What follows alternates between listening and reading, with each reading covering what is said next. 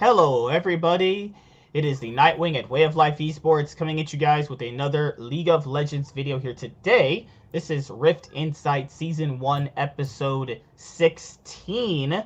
And we had a packed week for League of Legends. It was just so many things happened. So we had the really grindy week of the group stage for Worlds 2020.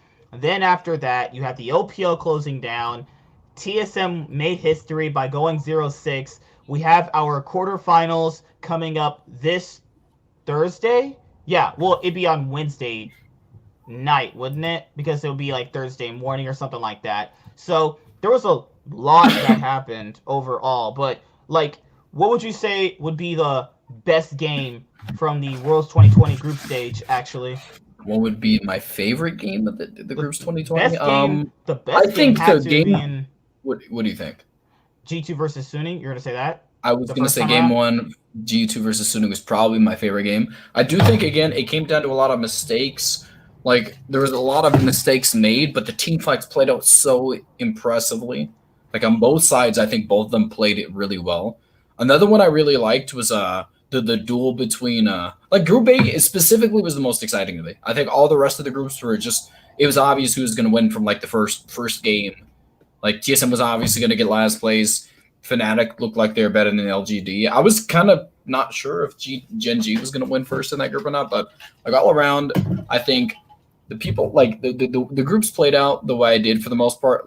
Expected them to for the most part. Like pretty much all of the top two teams are exactly who I predicted. Besides, no, I think all of them are the same.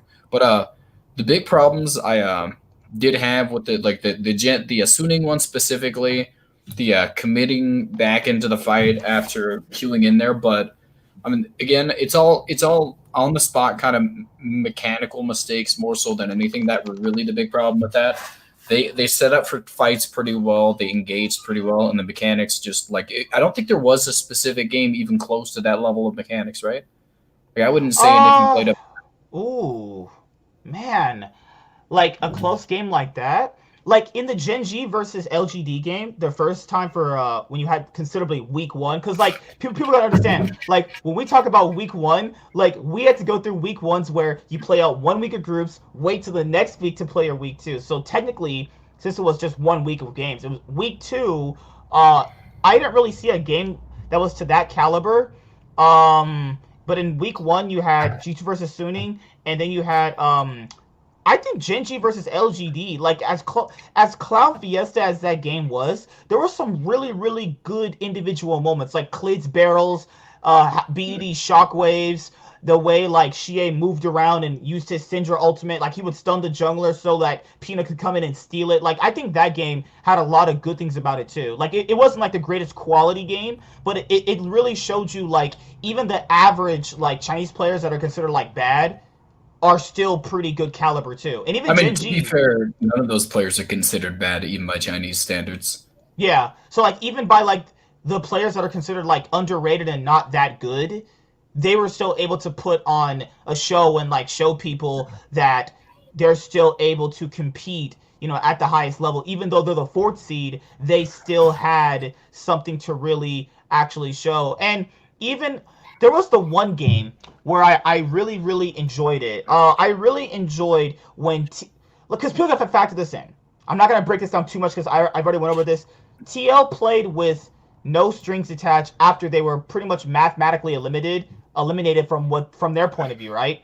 And at least they acknowledged that they could play faster because in the game against Suning, they did a really creative level one that put SOFM behind, and then that's how they won. I was like, okay.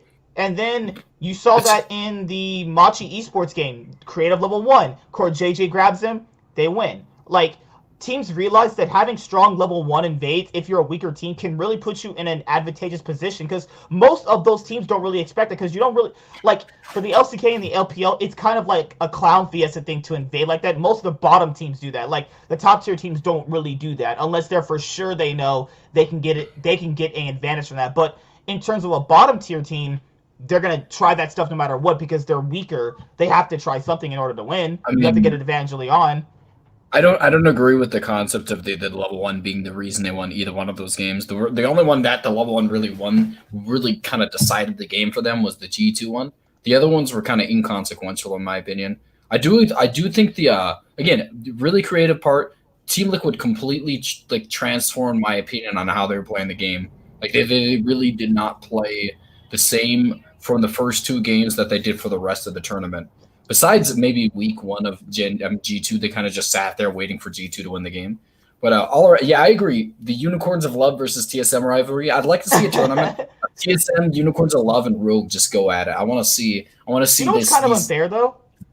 The CIS were supposed to finally get out of group stage from those past 2 years of having like close nail biter fights with Cloud9 and Splice. They finally get into the main group stage event, and I gotta say, I am pleasantly disappointed by their results. Pleasantly disappointed. Yeah, because you factor in these past 2 years, they're supposed to be like, oh yeah, they're like main stage group worthy. They go in, they get 0-6. I mean, the big thing about it, they have no competition in their region, and that is really the reality of how good you could make it to a.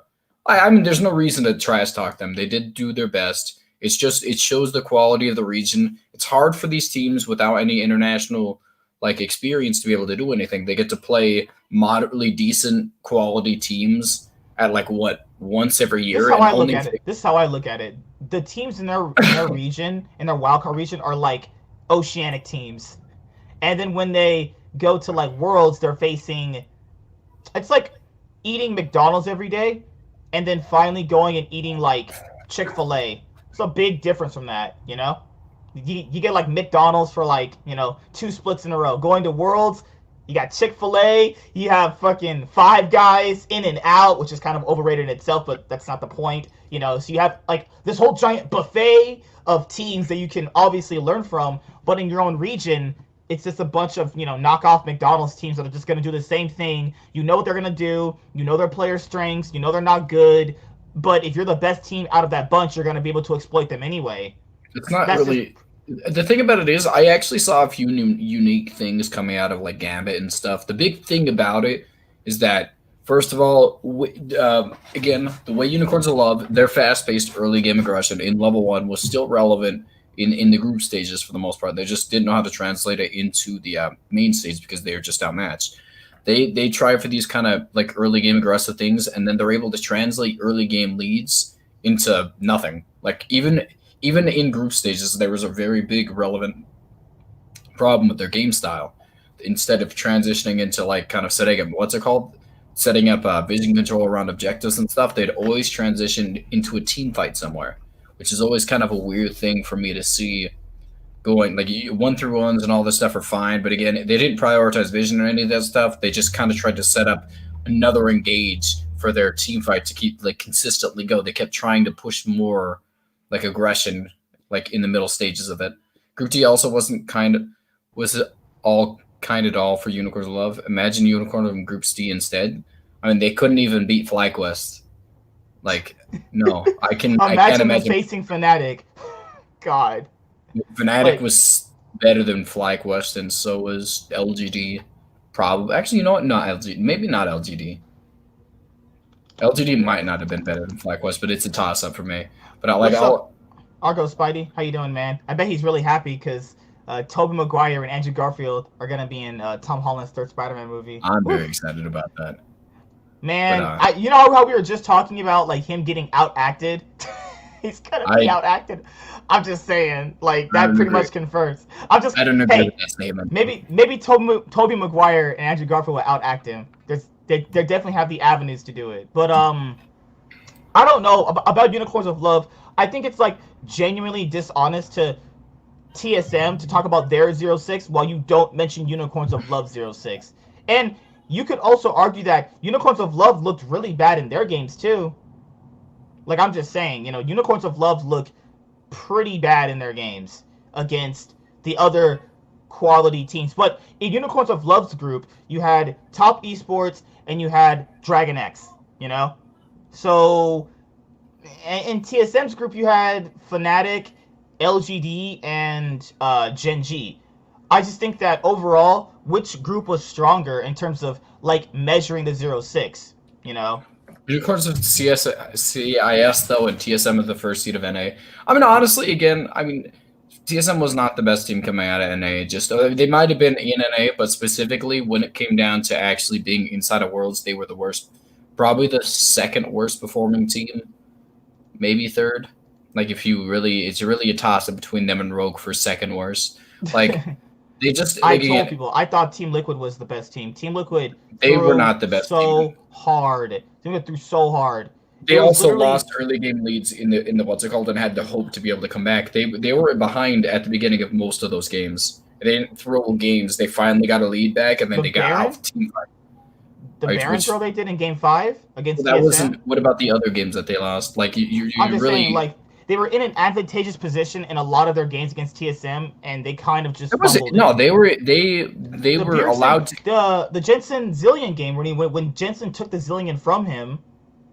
I'm just saying. They also threw in that game too. Like I'm just saying, like TSM winning LCS can say all this stuff, but they all came back from behind. TSM had the early game pressure, and they come back from behind from that. No. TSM I look at that more or less so from like I look at that from FlyQuest and Team Liquid sucking more than TSM being good. Wait, TSM had the leads against them in almost every game at the beginning of the game. Then they threw in the mid game, and then they came back, and then the other team came back. Like, if you're going to give credit to Team Liquid throwing a lead, you have to also acknowledge that TSM was also ahead for most of those and threw their lead. But that's my thing, is that this is why North America sucks. That the team that gets the lead, they lose it in such ridiculous ways, though. It's just the reality is when they went to Worlds, the way they had to be able, like, you could see the adaptability in each one of the teams. There was an obvious flaw in NA's game plan throughout the entirety of the year. They didn't adapt to the meta. They tried to play their own way. They're slow paced on all this stuff, and I mean, Top is probably not going to win the World Championship in my opinion. I don't think they look as good as Damwon right now. And I honestly, like, I don't know. I mean, possibly. We'll see if they actually make it. We'll get into that. I heavily disagree, but it's fine. That's why we have these things. Let's start from... Well, let's just get the easiest one out of the way. Let's get the OPL out of the way. The OPL is closing down. What are your first initial thoughts on that? You're jumping from topic to topic. Well, because if we just do the OPL, the rest of the things just flow. It was just a specific thing I was mentioning, but... I mean, I think an influx of talent is obviously the best way to go. They have OPL has been wide limit because OPL in pretty much every other game is NA based. Like in pretty much every other game, they have a lot of region influx with NA in comparison to anything else. They speak English, so they obviously can't play without Southeast Asia. Mm-hmm. Like the closest English speaking country to them is NA. Like, there's absolutely no reason for them to go anywhere else. Like, where else could they go? LEC? LEC is so far. What? Well, they could not play on. They play on ridiculous thing and all this stuff. Like, no. I'm talking about, like, let's say you grab an Oceania player and you want him on your LEC team. Why does he count as an import then? Why would he? Like, again, look at the historical thing throughout most of the games is that Oceania is based, like, a lot of the players are not counted as imports for a lot of the NA teams anyways, like it would just North America in general. It's just that's all my knowledge, and like the rest of them I heard somebody say that, and that's how it works in like other games, and I assume they're just trying to go with the way the other games kind of work in some ways. But again, on top of the fact that, like, as much as we don't want to say it, the massive player base difference is definitely a big thing here. Like, LEC already has a significant more amount of players to play with, and again, maybe we don't want to take that in consideration, but it definitely should, at the very least, mean something. I mean, maybe letting them to go to LEC is not a big deal, but like getting the freedom to go to like 6 different regions because they want to is kind of weird to me. Like, well, I'm just talking about from the import rule. Like, why do they count as imports in other regions but just not here? It makes them not count as imports. But that would be ridiculous. They'd be so valuable. Everybody would literally just get their stupid, like, region changed to Oceania so they can just be everywhere. That would just be the worst rule ever. But their player base isn't that big, though. Yeah, they could, like, okay, think about this right now. If Oceania did not count as imports to anywhere, everybody would go get green cards in Australia. And then they would have everybody swapping to that region, and no one would count as imports anymore. And they'd all kind of bounce through that rule space. Like, it wouldn't make sense. Like, realistically, no one would want, because again, there's not actually a 4-year wait time anymore, from my knowledge. I think it's just you get are allowed to change the region, any other region, not the other way around? Should be. Possibly. I mean, they can make a few rules to go around it. No, the OCL are allowed to change the region to any region, not the other way around. I mean, let me think. I mean, possibly. I think that could definitely be a good way around it. I mean, realistically, they're going about it because NA is obviously, first of all, the weakest of the regions. They have the smallest player base by a large margin, so this wouldn't get a significant boost to push them into the major regions. It would just equalize the difference between the major regions. Yeah. Like player-wise, I actually don't know if this even puts them up to LEC's player base yet. So, like, I do want to take that. But this does give, this in theory should, I'm not saying it will, this should give NA the boost it needs in players. Because I've been watching the LPL for a very long time, and I'm not saying that all the players were great. What I'm saying is that, like, you had good players there. You mostly had, like, what do they call that?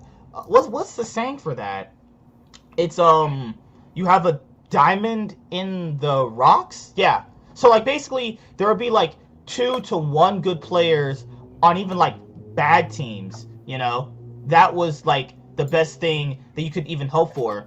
Like, even on Legacy Esports, the Oceanic team that was at Worlds 2020, they had some pretty decent players for like that I could see on like LCS teams. You know, but that's just me. You know, with the OPL like dissolving, I personally think that this will help North America, but this also screws a lot of people out of the jobs they had in Australia. Like, people gotta factor that in too. If you're taking away something to give that to somebody else, then someone's also losing. What does ecosystem mean? I don't understand.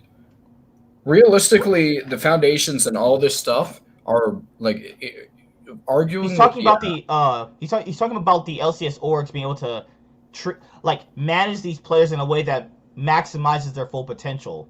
I mean, do you trust Oceania with that? Oceania was significantly worse at that. Like, you know what's weird? That's what the guy brought up. He said, like, going over to NA, it's gonna add in better infrastructure, more money. You know, so realistically, the difference, the way Oceania was run substantially, like NA structure-wise and all this stuff. The big reason that NA is bad is because they don't have the player base to be able to make something like the EU Master Scene. They don't have the player base. They don't have the amount of players.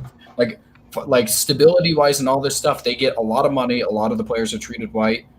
I think it all comes down to coaching staffs and lack of knowledge of what it is, like how to play the game. I wouldn't chalk up NA's like actual structure as poor. I mean, I think it's fine. They just, maybe if they got enough players, they'd be able to build a farm system. Who knows? But I wish, honestly, there was a way for them to play on NA. They play with that. I had to play for like 100 ping, and I don't think anybody wants to do that. That's just the most unfortunate part about it. Like for North America, I think infrastructure is. I mean, it needs work. I wouldn't say it's terrible because I would like to know. I mean, I don't know. I think this is a lot of people not taking into consideration. You can't really have. My problem with it I have is NA always prefer old timers import. Well, again, it all comes down to the fact that it's really hard to build up new talent when there's so many. Like, again, if you look at the challenger scene, there's not a lot of actually decent players that have talent in there. Usually, again, you have to have a lot of veterans into a team. I think that it's somewhat of a problem that I see, actually, like just letting, like, if you're going to replace Hanser with who I'd say is the biggest, we've seen what he's capable of, and he doesn't have too much potential. Just tell me a player I would replace him with. Revenge. No. Well, that's the thing. That's right. That's the problem right there. Why don't you want to replace him? Because he's doing terrible in the challenger scene. But why would he not do better on the LCS stage? We don't know that. What does that even mean? Okay, tell me right now, if you're playing against worse competition and okay, so let's say if there's an academy top laner that is as good as Hanser, would you replace Hanser? Yeah. I don't believe you would. I think you keep Hanser just for that. I think you keep Hanser. Well, I just told you I wouldn't. Like, so. People are unwilling to change people. That's the problem. If there is a player that is good enough, he has the room to grow, I would replace him. The reason that I would not usually replace Hanser is because of the fact, let's look at it like this. Would Destiny ever been in the LEC without the OPL? No, he wouldn't actually. Because remember, well, to be fair, the Destiny point is kind of weird because remember, Origin were trying to save money, and they also grabbed him for money reasons too. That is I also a mean, factor. there's nothing much. I mean, again, OPL and Oceania. I mean, there's definitely more eyes on somebody in NA. The reason no one swaps from NA, first of all, is because there's not enough good players. But second of all, it's because of the fact that there's significant amounts more money inside of the NA scene. So why would they want to swap to EU? Like again, Hmm.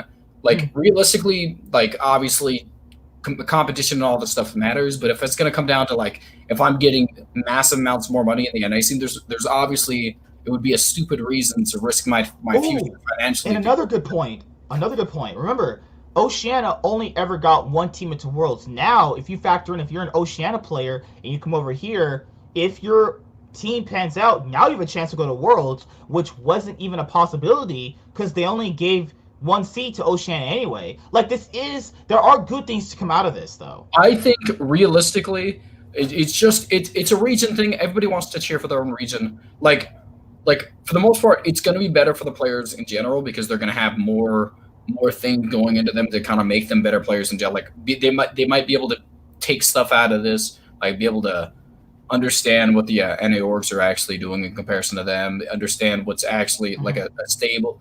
I don't know. They have the financial stability to be able to consistently do what they want to at this point because I don't know what the money looks like. I know this is a big problem in the OPL scene. I mean the what's it called scene was a lot of people complaining about this stuff. Was the money system was one thing, correct?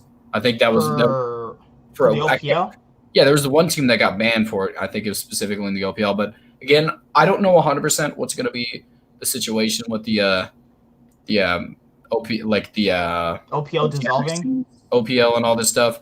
Like I think they have a lot of talent over there. Maybe it was misused, but again, even this amount of player base, I still think we're still like the fourth most populated region, fifth. Yeah, we're the fifth most Fifth. populated region, even with the addition of the oceanic players. From my knowledge, I mean, Vietnam is like double our player base. Crazy, and they're considered a wild card region. I mean, Holy crap. yeah, the fact that we're better than Oceania, I mean Vietnam, and we have so many less players. I mean, it should be in and of itself enough to show that we have a pretty decent amount of like quality players coming out of here and quality like teams. Like you can't say you really can't say Machi or PSG was better than either FlyQuest or Liquid. Like there's no arguing about that. Like we beat the tier one team out of Vietnam. Like all around, I think that it's going to be better for the OPL. I think that with both of us having such a low player base, it's unrealistic for us to be able to ever compete on the international stage with how many less people we have in the other regions. I don't think we could ever be on the same level as South Korea. We can never be on the same stage as like Europe, maybe. I'll put a maybe on Europe. I'm not 100% sure. And like or China, like they're all significantly higher player base, higher talent pools, all this stuff. They have with the additional players, maybe we're able to make something like the EU Master scene. But right now, I think that the challenger scene already as it stands has no talent in it. Like all these players are significantly worse like than their counterparts right now, and that's what makes it kind of hard to make NA talent work. Is because the fact that maybe there's just not a good training tool out there, and maybe the people inside of the challenger scene just aren't good enough to be coaches, and it's making them not develop as players fully. Like they have to come out of the NA scene or the what's it called the solo queue scene completely developed, or they're never going to be good because the coaches there just aren't good enough to make them good players. Like that's probably what it is, in my opinion, to be completely honest. It's because they're not putting much into academy now. There's collegiate that has its own esports scene. I Like the mean, colleges around the U.S. have their own esports scene. Well, they're what do you mean trying to they're get. not putting much into it? I don't know what you mean. I don't. I really haven't seen much orgs beside maybe Cloud9 put in a lot into their academy teams, like to What is actively a try lot of out new what? players. Yeah, because they had the best team. Like obviously, it's good to try out players when you have the single best academy roster in every single position. They even tried Keith out because he was demolishing everybody in there, and he came to the main stage and got completely wrecked. Like like go in there. You can look at players succeeding on the academy scene. They have somewhat sort of talent. Maybe like honestly, the reason the academy scene works, I mean, exists is to be able to have the second team that's able to like scrim with your main team, and if somebody outperforms the other one, you replace them. That's the whole point of it. Now, from what LS said, I don't care now what LS said. I'm just saying. What about like the pro players not wanting to scrim their counterparts so that they don't get better? He has no proof that's true. So He I'm said an not entire gonna. team. He said a specific org told him this. Yeah, how did they get it? Did the players tell them? Anybody in the org could say this. I think this guy doesn't want to play because he doesn't want to get replaced. No player is going up to him and saying, "I'm not scrimming because I don't want to get replaced." No one told him that. But He's going why are you so quick to say it's not true though? because there would be no absolute way that somebody would actually come out and say it. This is all based off hearsay. This is all based Can't off come out and say that because that if you come out and say that, that's a lot of heat you don't want. Why would somebody say that then if there's a lot of heat that they don't want? Well, he goes in with the information, the person's nameless, and the point of the person telling LS this is that it's out there. The information's out there that certain LCS players on LCS orgs don't want to scrim the academy players because they're afraid they would get better. Because remember, if you go from LCS to academy, your paychecks get slashed, and that does affect maybe your cost of living, which isn't true because the orgs pay for all themselves. But I'm saying it could be a possibility. I'm not saying it's true. It probably is true. I'll be honest. That's probably why the reason they won't scrim him. But at the same time, we have no definite proof of it. There's 100%. The only way he could do this is somebody in the org who was upset with the fact that the main team wouldn't scrim, made their own. They drew their own observations from what they saw, and that's all we can base it off of. There's 100% no one that went in there and told them, no, we don't want to scrim because we don't want to lose their spot. And I'm pretty sure even LS would say that. We have to, again, it is somebody in the org drawing their own observations, and LS is using a lot of, like, for Spring and NA, I would like to see a huge tournament with teams from Clash Academy, and the winner of the tournament goes to MSI. This would give you Clash tournament qualifiers would be trash, dude. You've been seeing players like him and me go up there and just embarrass ourselves. Yeah. I mean, honestly, I'd love that. I'd love to see. Like, my one big problem with I don't think we'd ever see a good Clash team. But again, at the same time, like, I'd love to see that's the one thing I hated about the what is it called thing when we made it to where we I can't remember what it's called, where we had no promotion tournament. I forgot what it's called. Oh, the challenger. When the challenger scene got relegation. When relegations were removed. Yeah. I think that's the one thing I dislike about that is that we don't get to see these new types of, like, they kind of shifted the meta drastically each time these new teams came in. But at the same time, it really makes the region substantially better. As much as I don't like that's the least exciting part about it. They have, like, bad teams can literally give up on the scene, give up on the season, be like, I'm done with this. We're not going to make it, and then just try out new talent. And that's something they were able to do now. They don't do that. People don't really do that, though. Immortals did it. This one split. What about the other, times other teams didn't try it? Who cares? I mean, this is still a way. This is a fallback system, so their only excuse now is the fact that they think the players aren't good enough. That's all they can say now. I'm glad at least this past split that we just had, at least they were willing to try it. And that's the thing that people... But that's like 9 rookies. But that's the things that people have to understand this. When you grow talent, that takes some time. You don't just do it overnight, though. I think talent that people are deeming bad a fair shot.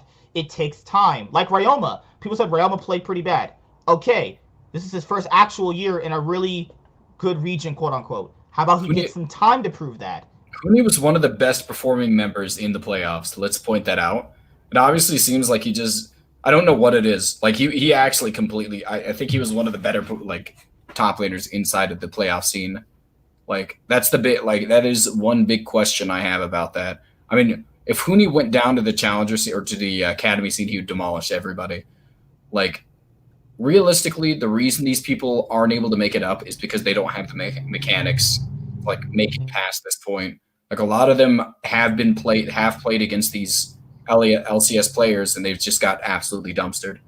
Like, I would like to say that there's a possibility, but we can't just throwing everybody in there just because we want new talent is not the way to go about it. They have their time to develop inside of the academy scene. If they can't play well there, I don't see a reason to bring them up. Now, what if they're a solid academy player for multiple different splits and still don't get a shot? They're solid? What if solid? They are? Are they better than their counterpart? It's not about being better. It's like, what if they actually are solid as a good player that could fit on like a lower tier Make LCS team, but they still don't get a shot though. I'm confused what you're And you talking have about. a, I'm just saying, like, you could have like a veteran sitting there for like 4 years, or let's say 4 splits, Can you make and a comparison, like an analogy, like somebody? I don't know who specifically you're talking about. I just think these are all like kind of like this things that. year, what happened on Immortals, where you had Apollo, who's never had success here outside of the one upset against TSM back in But did you see what 2018 you replaced him with? spring.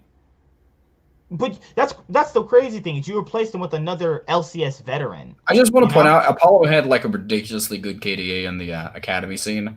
They just aren't good. Like that's just the realistic situation. The people in the academy scene are just bad. Like it's not that they're not getting talent; it's that they just are so much worse than the counterpart. Like just think about this right now. Golden Glue goes down every single time. No, the thing about it is Licorice was an absolute monster in the academy scene, and that's why he got to play the LCS. he was really good on United actually. Yeah. Like, let's think about it right now. What's his name from that actually came into the academy scene this year? That was on C9 as a top laner, the backup. I'm trying to remember Fudge. his name. No. He was the academy scene like last year. He The was the last top year guy. laner. Oh, the Brazil guy. I forgot his name. I know you're talking about. All around, I think that when people perform well on the academy scene, Jukes. no, It was Jukes. that was not the same player I'm talking about. You said Top laner. C9 He was the top laner for C9 Academy. academy. I'll You tell you right have Fudger. You have literally Fudger Jukes. Cloud9 now. Don't believe. Academy. I can't believe you don't even know him. It disappoints me. This disappoints my life and my soul. I said it was either It's Jukes. Kumo. It was Kumo. Why you keep saying Jukes? He was literally on the team last year. Jukes was in 2019. Yes, so was Kumo. Kumo was the starter. Ooh, oh yeah, but he had a roster this year. That's why I didn't bring him up though. That's why I'm saying the reason we talk about Kumo did incredible in the academy scene. He was so much better than a counterpart, so he got a shot.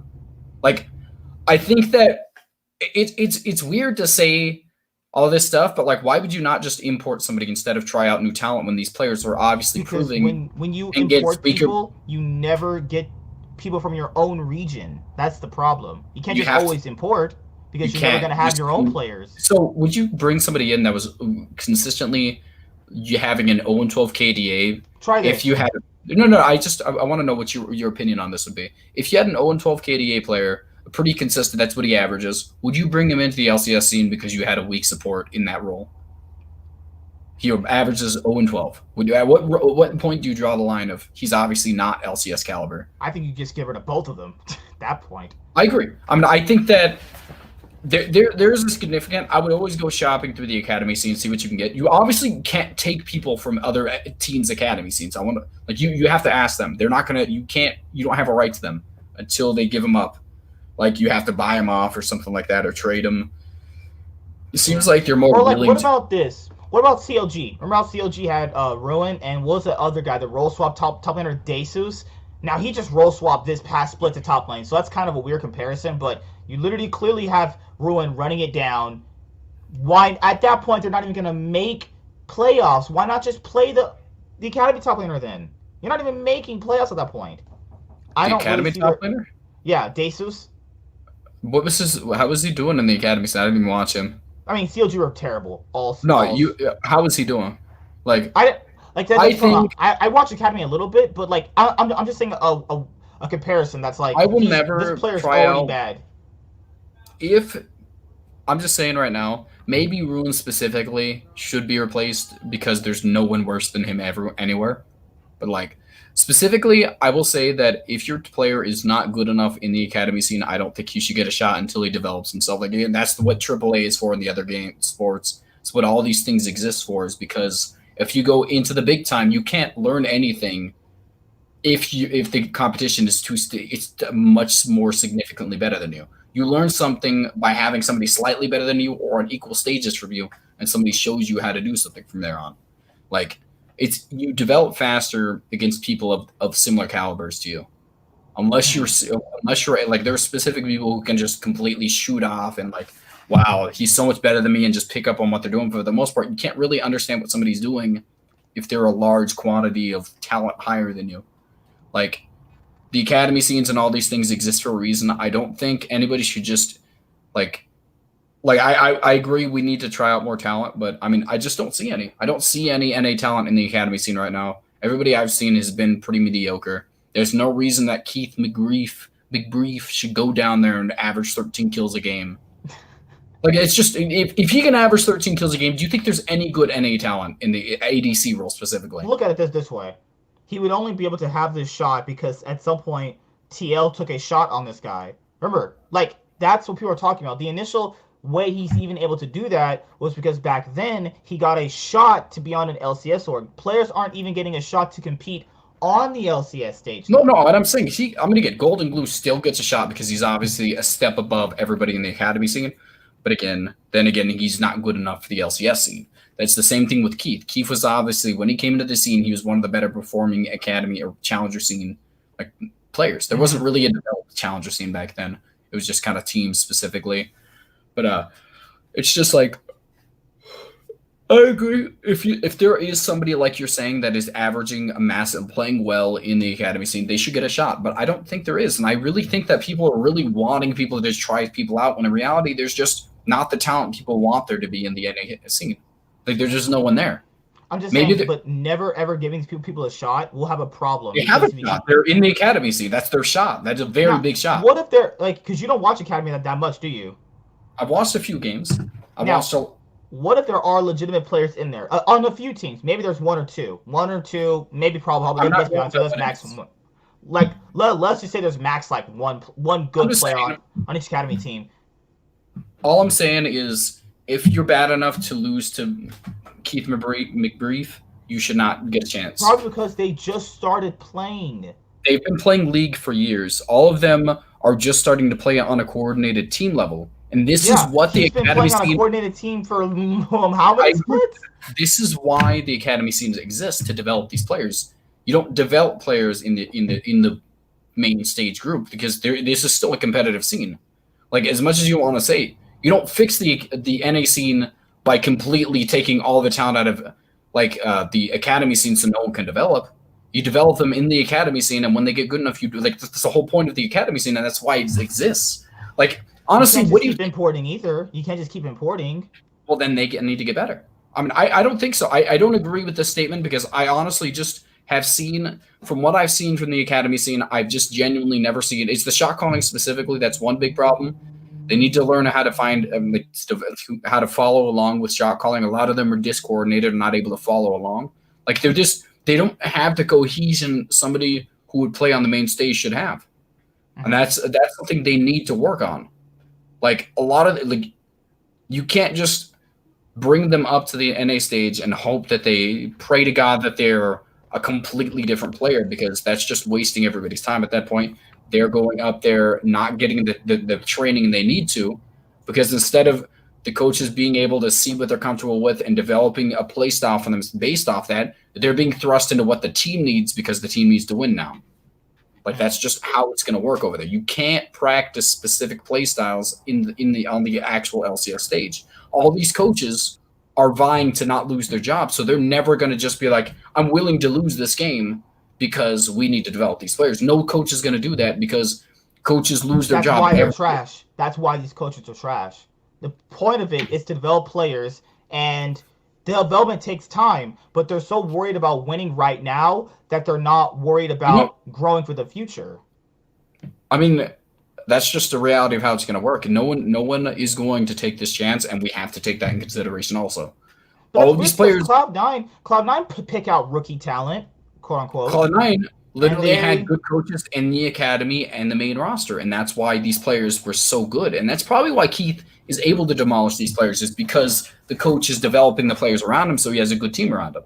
Like, I think it all comes down to structural organization inside of the academy scene is just not as developed. The reason that it's not good is because, honestly, let's be real, 10 years is not a long time for any sport. There's not good coaches out there. There's not a lot of them. A lot of people don't understand the game at a perfect level. The game is still getting figured out. There's no perfect way or proven right way to do anything. If we want to see teams succeed on the main stage, they need to learn how to be better coaches. Coaching staffs are 100% the problem with NA right now. Until this gets solved, no one's going to be good. And with that, we're going to move on to the main group stage that concluded this past week. Quarterfinals start on Thursday, but most likely they'll go on Wednesday. Well, yeah, Wednesday probably. All right, so let's go to Group A, actually. G2 Esports and Suning are the top teams out of Group A. Suning finished with a record of 5-1. G2 finished with 4-2. G2 Esports, my second baby, they always disappoint me just like Cloud9 do sometimes. My baby G2 lost 2 games back-to-back just like they did last year against Griffin. You know how crazy that is? So it's not really crazy. All right, so let's go over Group A. So Suning and G2 got out. I think a lot of people predicted this. It was either Suning second, G2 first, Suning first, G2 second. It was pretty much that. TL third, Machi finished last. You were right about Machi only having that one game where they looked pretty good, because after that, it looked like they never really ever got that magic back from game one. It probably was just the game one overperformance from Machi. They didn't overperform. They didn't, again, teams weren't ready for the playstyle. Like, specifically, Team Liquid had not adapted to this point in time. I want to point this out. They got better progressively as the Worlds went on, and by the end of it, they had adapted to the NA style, the World style instead of what was relevant in the NA scene. That's the one. Them and Cloud9 have the best coaching staffs. Maybe not Cloud9 anymore, but like I think that was the big problem I had with Team Liquid, is that they just were so slow paced and it just wouldn't work on the NA scene. So they started kind of making more aggressive plays in the early game and were able to stave off a lot of the aggression these better teams had. But at the end of this kind of whole group stage, obviously this bad performance at the beginning of the groups was just too much for them to be able to bounce back from. They weren't able to beat Machi enough to the point where they were able to make it, they weren't able to beat Machi to the point where they were in the first series, and by that point in time a significantly worse team than them was able to knock them out of groups. Machi again had an unrefined play style. They were good in the early game for a little bit because Gemini was actually pretty aggressive in the early game. He is gonna get picked up by a major region, in my opinion. I think he definitely deserves to be at this point. He's a step up. Even honestly, he was probably the second best jungler in this group. I think he was a step up from both Jankos and Brox in this entire tournament. That's crazy. I was not predicting that going in, actually. He made a few mistakes, but I think it was more so decision-making mistakes in comparison to mechanical mistakes. His early game aggression is definitely something that could be benefited from a lot of teams. All around, I want to say that I think that this was the most exciting group in the entire stage. I think that there wasn't really anybody, the games never really felt as close in the other groups in comparison to this one. This group actually had quote-unquote stakes. Yeah. Yeah. Team Liquid, unfortunately, played too poorly at the beginning to be able to bounce back, but at the same time, they really made a run for it. They really made themselves a contender for the second spot in this group. Now, here's the argument you could make for that. TL played out of their minds when they assumed that they were out, but they didn't perform well when it mattered to get the wins initially. How do you look at that? I don't even understand that take. I mean, okay, I understand what you're trying to say. I just don't understand why it would make any sense. The reality is, Team Liquid, again, all the NA teams had been playing in a specific meta that didn't make sense for this. In NA, the meta was, let's say, the whole year. Yeah, reality is NA meta did not make any sense, and they had to really kind of transition the entire year from NA meta that just didn't work in the actual system because all the discoordinated, discoordinated engages didn't really pull off in NA, so they were able to kind of stave off aggression and scale to the late game. Obviously, it didn't make sense in Worlds because these teams are able to coordinate a lot better and close out on leads. Mm-hmm. Team Liquid got a lot of leads against them in the early game. Were able to still win the games, but you had the same issues except for Fnatic. I want to point out, Fnatic is substantially the best team in EU right now. I think they've been playing substantially better than G2 right now. They have really adapted this play style. And especially, I feel like a lot of the support champions that are in meta right now really suit Hylissang, and Woodville has bounced back. It's all Fnatic completely bouncing back in the play style with hyper aggression being able to suit them properly. Plus, Selfmade is just playing better than the Echo, so I do think the better team of the two. But again, I think that NA had been playing in a group which benefited Team Liquid's playstyle specifically because teams that again Team Liquid played from a deficit from a lot of times. They'd get killed in the early game, but the teams weren't able to close out, and they'd eventually make a mistake. And relying on that on the main stage just didn't make sense. Mm-hmm. So they slowly had to transition from that playstyle.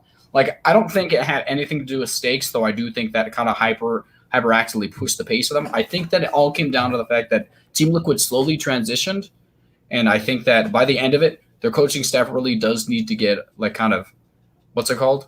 Some credit because they knew all year they should have started playing faster. They knew that all year. I don't feel like they did though. I mean, because no one did. Broxa was very open with it on Twitter.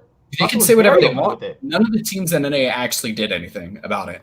Like if you're it's not just a one person thing though. I'm just saying. I mean, he acknowledged it. Some people acknowledged it. Some people acknowledge everything. Like he can say what he wants. He was specifically somebody who never made the attempts to push the pace. So I don't really think he has the right to complain about that. Like you were in the role that pushes the pace of a team, and you're not pushing the pace.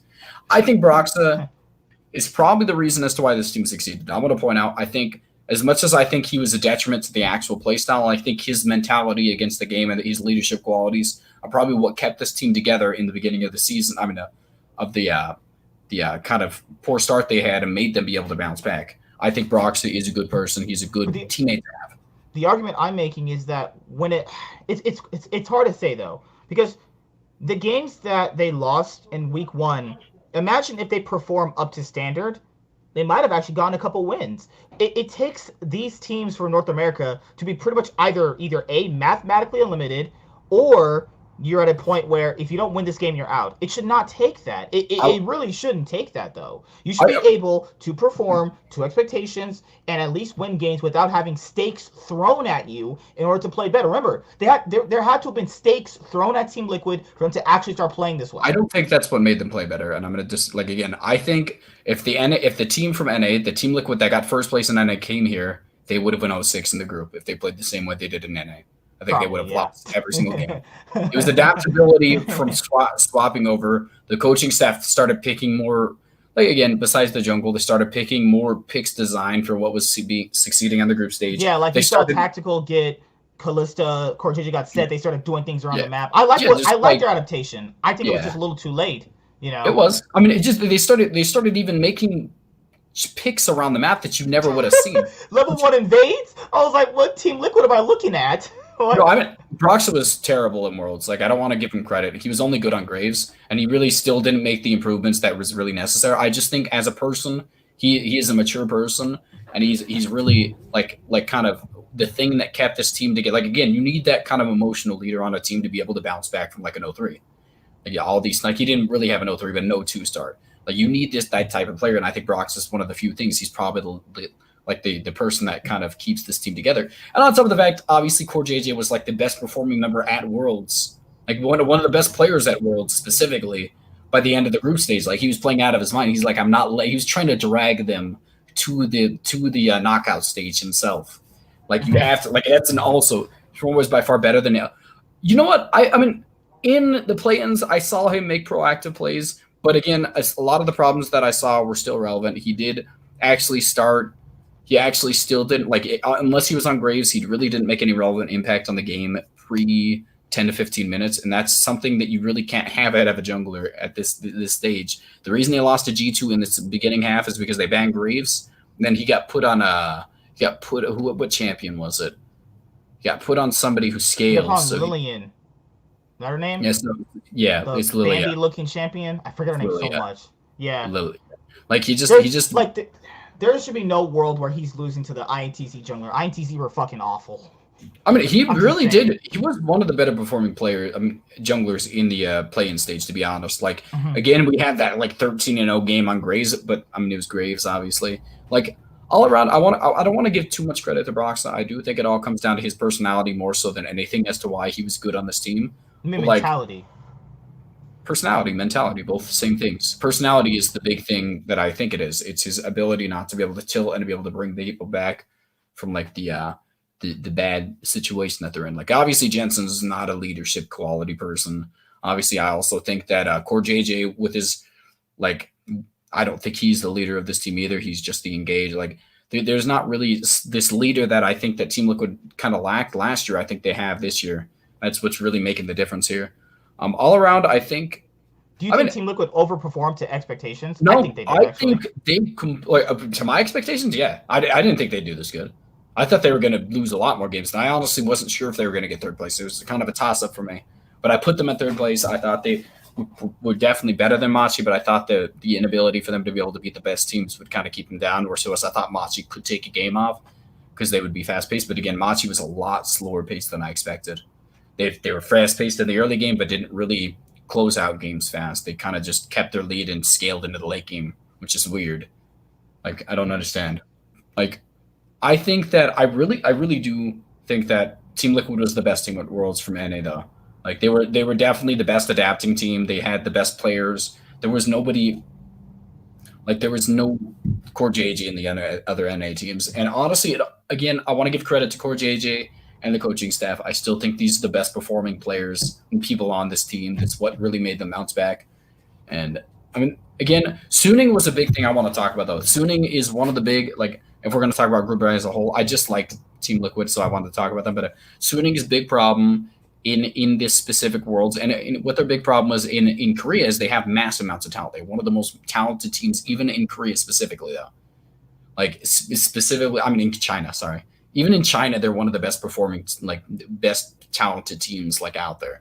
But their big problem is that they're able to get these early game aggressive leads and all that stuff, but they're not able to close out properly because the enemy team is kind of able to stall out. And eventually, if you stall it long enough, Suning will make a mistake. It will make a mistake somewhere along the lines and throw the lead that they actually get because, again, they're really, like, I don't know what it is specifically, but if they don't get a large... caught out?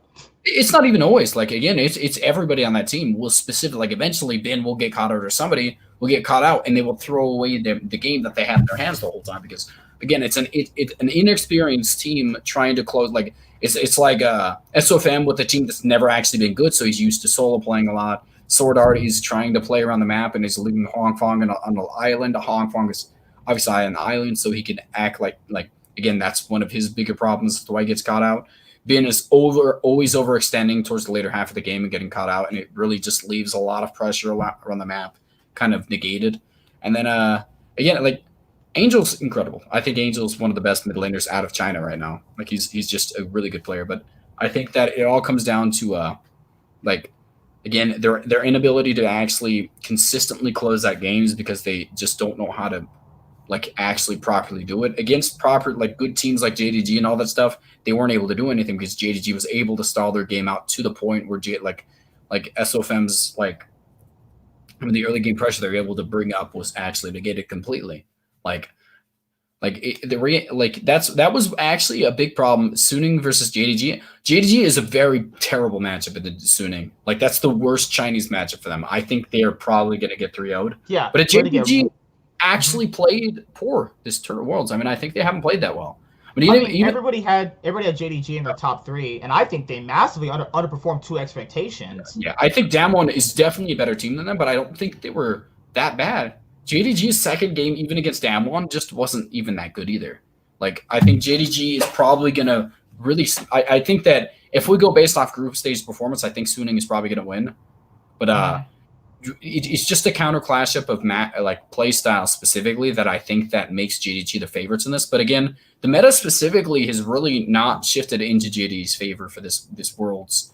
Like, I think this is just a World's not designed because if we look at how JDG's played, even JDG and Dragon X are two perfect, and even Team Liquid to an extent are perfect teams to exemplify the way Worlds is played. A lot of passive teams being forced because of the meta to transition into more early proactive plays. Like JDG and Dragon X, the reason JDG lost the first game so hard to Dragon X, to Damwon, is because when they lost that lead in the early game, yeah, this is really a good meta for Suning, but again, when they started losing the lead to Damwon and Damwon started doing stuff, they still tried to force stuff to happen because they knew the game would be closed out on them against a capable team. So they kept trying to force things to happen, tried to force kills to happen, and they consistently kept dying, which snowballed the lead in Damon's favor. It's the exact opposite of what Rogue did. Rogue did essentially lost the early game and they just tried to play reactionary. Yeah. They didn't die, but they also just kind of let everything fall apart around them.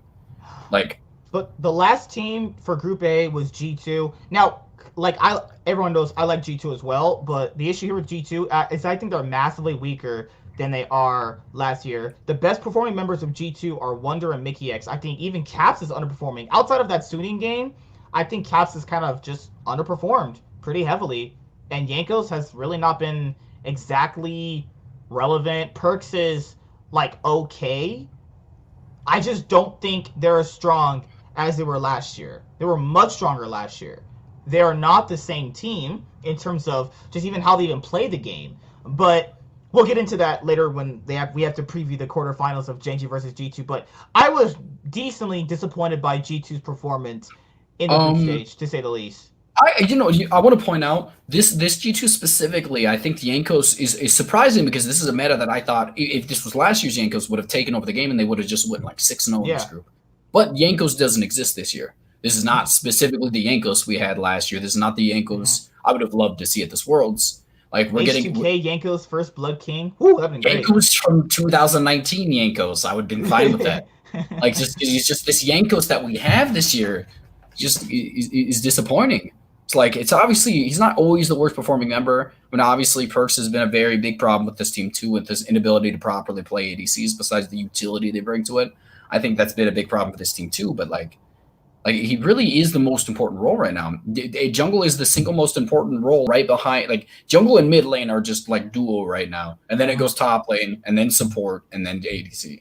ADC is obviously the least important role, which is why I think Jankos is better on ganking jungle. No, I mean.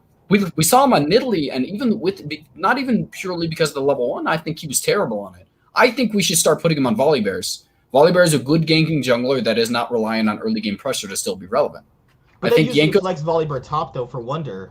I agree with that, but I think at this point in time you have to acknowledge the level at which Jankos is playing. He cannot play these carry style early game junglers. Like I would not want to see him on these anymore. I think that if you want to succeed right now, you need to start acknowledging the weaknesses of your team in comparison to just purely the strengths. Like if this was Jankos last year, I would trust him on Italy. Put him on champs like Volley. Yeah, again, Volibear, when he was on Volibear, completely was too strong for Team Liquid to handle. I think that was an incredibly good champion to put him on. Team Liquid did not know what to do because their main weakness was kind of covered up because like not only can Volibear gank, he's also relevant in team fights because he's a tank. Like Nidalee, when she falls off and gets behind, she's just irrelevant. She's not good in the late game, and she's not good from behind at all. Like, so that's pretty much it for Group A. I mean, like I hope they win against Gen G, but it's looking like they won't. But we'll talk about it in just a moment. Group B. Dan1 finished 5-1, JDG finished 4-2, PSG Talon 2-4, and Rogue actually underperformed to the smallest expectations given to them, which is to play spoiler and get 3rd place. Rogue themselves underperformed. I mean, yeah, like the best game they had is when they just didn't die too many times against Damwon, and that was their best game. No, PSG. No, against Damwon specifically. I don't care about their win. I'm talking about specifically in Damwon, the reason in the first game against them, they didn't die a lot, and it was just like, wow, Rogue is just not that bad. But in reality, Rogue just didn't want to play the game. It was the game against Damwon where like Damwon were kind of messing up. Rogue had moments to go in on them, but they chose not to. They were playing really safe. I was like, what? Because like, I mean, again, you had a Hecarim and a TF stun card, Hecarim ult something. Like they just were unwilling to do anything. Yeah, Damwon was literally just looking for engages, and Rogue just ran away the entire. Like it was disappointing Worlds from Rogue. I think they really, again, one of the few teams that I think out of EU that was just not prepared for this specific meta. Even Mad Lions was prepared. They were just bad. They're just not a good team. You know, the fact that I remember this yesterday. I was like, Mad Lions were so bad. They got a chance to make it to the knockout rounds, and then they underperformed. What Mad Lions went like 1-4 or something like that. So they won 1 game. They lost all the rest. Then in a best of 5, they lost 5 more games. That's mega choking. If that's not choking, I don't know what is. They lost 9 games. It's like the only team they ever to beat was INTZ. INTZ is the only team they beat. They lost to everybody else on the world stage. Like all around, I want to point out Rogue's specific playstyle just wasn't suited for Worlds, but they also weren't able to adapt. And on top of the fact that they just had a terrible top laner in a meta that's specifically designed for a lot of pressure. They finally gave him Malphite in week 2. It's like, why not just give him Malphite in week 1 and win some top lane is too important. Top lane is too important of a role right now for you to have a weak side top laner. I just think that none of the teams that are competing for first have a weak side top laner besides maybe Gen G, and even Gen G is really not competing. Rascal's stepped it up a lot recently, actually. I think he's still not that good, but he's better than what he was. He's just, you're not going to win with Rascal. Rascal is still, I think that Gen G is really not competing for a world championship right now. They're like, I don't think they're in. That's why they bought Clit and BDD though. It is, but they just don't look good in comparison to the actual top teams. I mean, maybe I'm misrepresenting how good they're going to be best of fives. We'll see. I mean, I want to say Gen G is going to be the decider in the G2. For Group B, I mean, this group went as exactly as I thought, other than the Rogue dropping all their games. That's pretty much it. Like, Damwon still look good, but the issue with Damwon I have is, like, when you have Showmaker and Naguri giving over random lane kills against a better team, they will punish that. That will be punished. You can lose games off that. That is one of the better teams. They lost to JDG is one of the better teams. If they're not going to lose against them, they're not going to lose against anybody.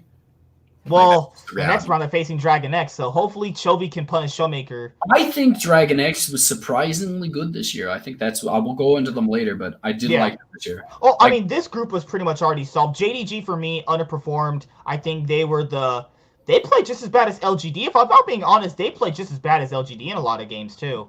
I think the reality is this is a meta that's not suited for them. We started seeing them trying to force early proactive playstyles. They tried it when they were behind. They always tried to consistently force like leads to happen. Like it's just because of the fact that they were not suited for this meta that they look so bad. I think in the previous meta in the beginning of this year when it wasn't figured out or anything, they would have done fine.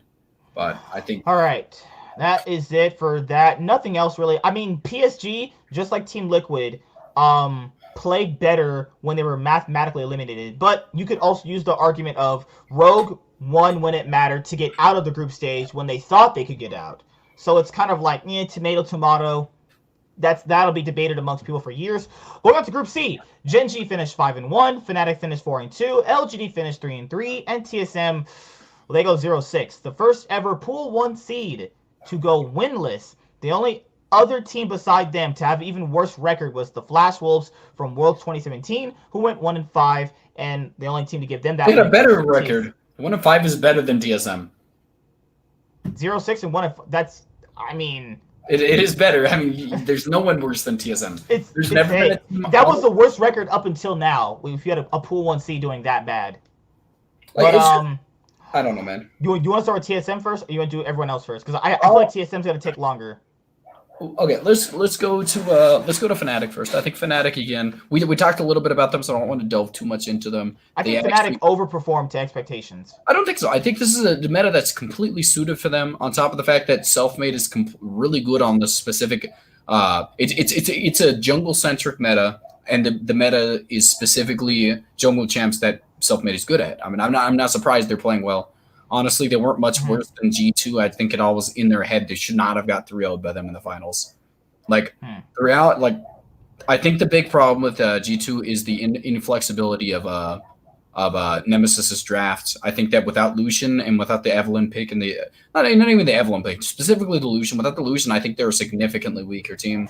Like, utility mages, I mean, mid laners he's not really good at. I thought he was good at them last year, but he's looked really weak at them recently. The top laner, I mean, not top laner, Hylissang honestly made a lot, like, really terrible plays against TSM. He almost gave the game away to them, but TSM couldn't punish it. Outside of TSM game, I think Reckless and Hylissang have been pretty solid for a bot lane. Hylissang has made a few situations where You'll never give Hylissang credit, even when he does do good a little bit. I mean, he does do good. I acknowledging when is good doesn't acknowledge, like, again, I want to acknowledge his problems. Because we obviously know that Hylissang, when he's on point, is incredibly good at support. But at the same time, like, we saw a few things in the TSM game where he walked up into the tri-bush when he shouldn't have and got himself killed. I was like, you know what? This might be the thing that brings TSM back into the game. And it wasn't, because TSM's terrible. But like, all around, it's really hard for me to say whether or not TSM can actually – Fnatic is going to be able to perform on the best of five. They generally aren't incredible. Like I think that they have a massive amount of flaws in their game plan because they just don't have the talent. Like they have a lot of good players, but like it's all a lot of them don't play well on the same specific day. We saw a lot of them doing that on the group stage, was just why they were able to play so well. But at the same time, they lost against Jeonju, who I think right now is the weakest Korean team. Like Hmm. it's kind of not. I'm not too hyped on them right now. I do not expect a world championship out of them, but I do think they can beat Genji. I do think I'm not Genji. I do think they could beat uh Top? top. Oh no, they're playing top. They're playing Suning. Never mind. No, they can't beat top.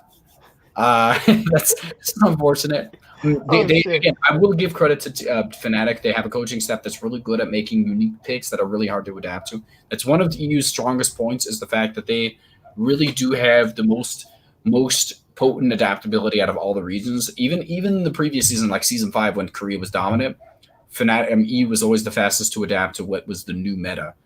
But I think that if we're gonna see Fnatic be able to win this, it's really going to have to come from an either underperformance or a massive overperformance because I don't think Yankos has the ability to stop Knight from just demolishing him.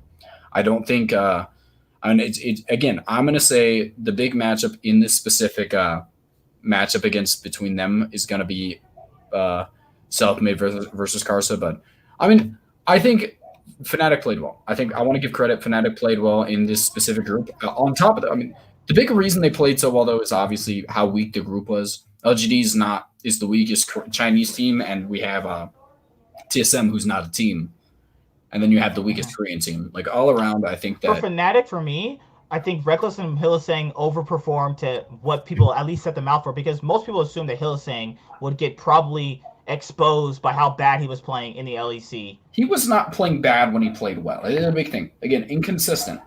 But again, a lot of it's inconsistent because he engages on whatever he sees in front of him, which I think is going to happen in those best of threes. He's he did that in the group stage. He's not this man will never ever not do that. He just has this itch to just go in when he sees anything. Whipple performed pretty well. Selfmade, if they didn't have Selfmade, man, I don't know what their chances of getting out would have looked like. Because Selfmade really was a driving force for them to be insanely proactive around the map. And Selfmade was, I think, one of the best junglers at the event so far. I I mean, agree. he played really well. He's been Pathing really was good. great. Pathing was great. His objective control was really well. He was able to get dragons when most people were just sitting in lane farming. He stole every dragon mostly you saw anyway. Then you also had him actually playing proactive around the bot lane and top lane. So I think that so far, Fnatic, it kind of sucks for me because I was trolling during my pick'ems and I didn't put Fnatic higher, but, it's okay. You weren't trolling. Fnatic You thought LGD was better. No. I still was going to have LGD second. Yeah. On my. Oh, LG. What's up? I think a question I want. Again, Hylissang is an LP. The thing about it is, Hylissang is literally one of the weirdest. Like he literally, he's incredibly good at making engages happen, but he is the worst Nautilus I've ever seen in my life. But somehow he's good at Thresh. Like Thresh, who's substantially like squishier, he dies less on him than he does Nautilus. But again, it's probably because Nautilus has to actually go in. Like it's so weird to me. Like Hylissang is an incredibly good player, and I agree with that. But when he's on his off days, it's not because of non-consistent like committal on the enemy team. He just sometimes just commits on things where his team can't follow up on. Like Hylissang just has like tendencies that shouldn't exist sometimes. Like it really. At least he's not as bad as Jack Troll. I mean, he's not as bad as anybody. When he's good, he's like one of the best. Like he is probably one of the best supports in the entire West. It's crazy. Let's go to LGD. LGD, I thought they were going to get out. I mean, they got third place. They were close to getting out. Their gameplay had been pretty bad all world so far. I mean, the best player I think they had was Xie. I think he proved that throughout all their games. He was their best player. Kramer and Lang X were like their second best players. Mark was, like Hylissang, Mark was hit or miss. That's what Mark was to me, personally. Mark just wasn't ready for the main stage. You could see it. There was a lot of nerves getting to him. A lot of mistakes that he didn't make in China were happening. Like, yeah. I'm a little bit disappointed. He's young. I'll give him credit. I really did see a lot of potential from him, so I'm not going to judge him too harshly for that. And then you have LGD, I mean, now people could probably say, like, oh, yeah, well, LGD's fourth seed is not going to be as good as most people anticipated. I mean, I don't really know where you want to put that at. I think they were not very good. Their drafting was really wonky. Their objective controls were pretty bad. Peanut underperformed. Oh, my God. Sorry. I'll be right back. Just keep talking. I mean, I wouldn't say that it was an underperformance on Peanut, to be honest. I mean, he just wasn't incredibly good this year when he went against better junglers. If we saw in the semifinals, he just wasn't good enough to compete with them. Like, he just was objectively worse than his counterparts. I mean, SFM completely dumpstered him. They really struggled against all of the top teams because of their weaknesses in the jungle. When Peanut is against weaker junglers, I think he plays fine. But for, like, all around, I wouldn't give him too much credit. But I don't want to say Peanut underperformed. I just think he was outmatched in a specific amount. Like, he's not better than Clid anymore. He wasn't playing better than Self-Made. Like, it's not fortunate. I mean, I think he was really good in his prime, but I think at that point in time, I don't know if we're ever going to see that level of play again from him. I think we're just going to get an above average jungler who really struggles against lower tier teams. I mean, higher tier teams. Like, I don't know. He can't play weak side junglers. I think his abilities to play tanks kind of really like puts him down a tier in my opinion, because like, again, without the ability to play tanks, you're kind of like funneled into what you're able to play. But right now the meta kind of suits him, so it's fine. And he's in a better region for himself because there's a lot more teams that will actually commit fully to what he does, or the hyperactive gameplay, because there's so many kills going on, it really doesn't affect them too poorly. Like, I'm not saying that Peanut's bad. I just don't think, I don't know how much of an underperformance it was, more so as him being just completely outmatched. He was, he was bad last year when he was on Gen G. He was bad. I just don't think he's better than Self-Made, and I don't think he's better than Clid. I think he was just like the only jungler who's better than, obviously, was Spica. I mean, not Spica. Now, Spica actually outperformed Peanut. I'm just saying. I don't know. I mean, Spica just didn't do anything in the early game. At least Peanut did something. Peanut was making stuff happen. Spica just didn't die. Spica's like the rogue of junglers. All right, now it's time to move on to the team that everyone wants to talk about, TSM. I mean, we had a whole video when we watched the games. I was aggravated and I was just yelling the entire time because it was just disappointing. Like, TSM, 100%. When they discorded and they're engaged, they specifically picked one of the most easy to execute combos in the entire game, which is Camille Galio. But again, they were teleport were pretty bad. I mean, it wasn't even teleports. And they ran out, like, Bjergsen's teleports were not that good. Their macro in the mid game was really bad. It wasn't even mostly execution. Their early game comps, they really did actually kind of. Who was the best player in TSM? Wasn't it Spica? Spica, no, I think it was Broken Blade, as much as people don't want to acknowledge it because he had a few situations where he played poorly. I think that Broken Blade, everybody played poorly in the second half, but again, Spica, for a meta that is designed, again, he didn't die a lot, and I think he had a few good engages, but again, the specific meta is inherently expedited or kind of controlled by the jungler right now, and he was unable to make anything proactive happen in the early game. Like, he played team fights moderately well, but so did Broxa. I mean, I think he was a better version of Broxa this year, with sometimes he'd get engages going off, but he was moderately decent when it came to just being in the right positions. But like, that 5-man sleep was tough, though. I agree with that. I think that was a really good situation on his point, but at the same time, like, I think that it comes down to team cohesion right now. There's obviously, just based off that, there's not that person who's pulling the trigger and saying, we need to go in on this right now. We need to commit to this. There's not a shot caller on that team. And I think that's the obvious problem with this team. I think Spica showed glimpses of being a moderately decent jungler, but I still think he's not that great. I think that his abilities to play in the early game, which is the most important aspect of the game right now, is early game jungling. He's not able to perform on that level. He's only able to kind of transition into kind of post laning jungling, and he's able to play those champions, just not the specific role well. Like, I think, like, again, I don't want to take too much. Spica is not the reason they lost, but I do think that his specific style, I mean, moderately inhibited how well TSM could play.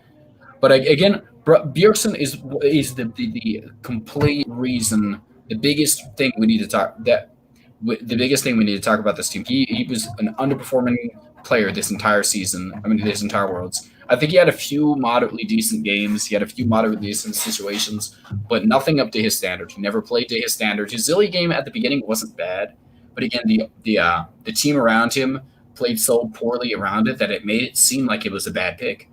Like, I think that TSM in general just didn't have a grasp of what the meta they wanted to play at was. I think they got blown out in scrims and were like, we can't do this anymore. I don't know. I just want to say the first game they played was terrible. The second game they played was worse. The first game was probably the best game they had. I think the best game they had was the Gen G one. Nah, they got a lead, but they threw it away. And at the very least, in the other games, back, nah, and then they threw it. I'm just saying, I think their best game was against Gen G. I don't know. And, I just if you're getting 5-man sleeps and you're that ahead early on, Broken Blade's even winning his lane. It's like if you can't win at that point, there's no hope for you. No. And then you're Broken Blade did fine in lane. I think that wasn't a big problem. Even toward the very end of it, how would I say this? If you're trading Baron for your Nexus, I don't really know, honestly, what can really help them. I assume there are going to be changes. There's going to be changes, as you know. TSM is coaching staff. People say just replace them all again. Just get them all around Bjergsen. Bjergsen also underperformed, so you want to replace Bjergsen too? I'm pretty sure most people won't want that. The thing about it is Bjergsen's been playing well all year in comparison to everybody who's been playing poorly. These problems have been relevant the entire year. They just weren't fixed, and that's something that is just incredible to me. And now something they're just exacerbate. Right? That's the word. Exacerbated.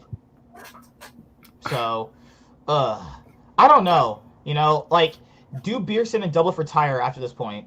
I don't think Bjergsen does. I mean, I don't see a reason as to why he would. He's had one specific select amount of games, 6 games altogether that have been bad in comparison to what I would say is a really successful year.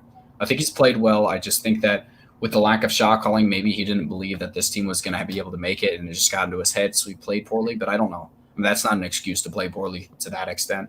His LeBlanc combos were terrible.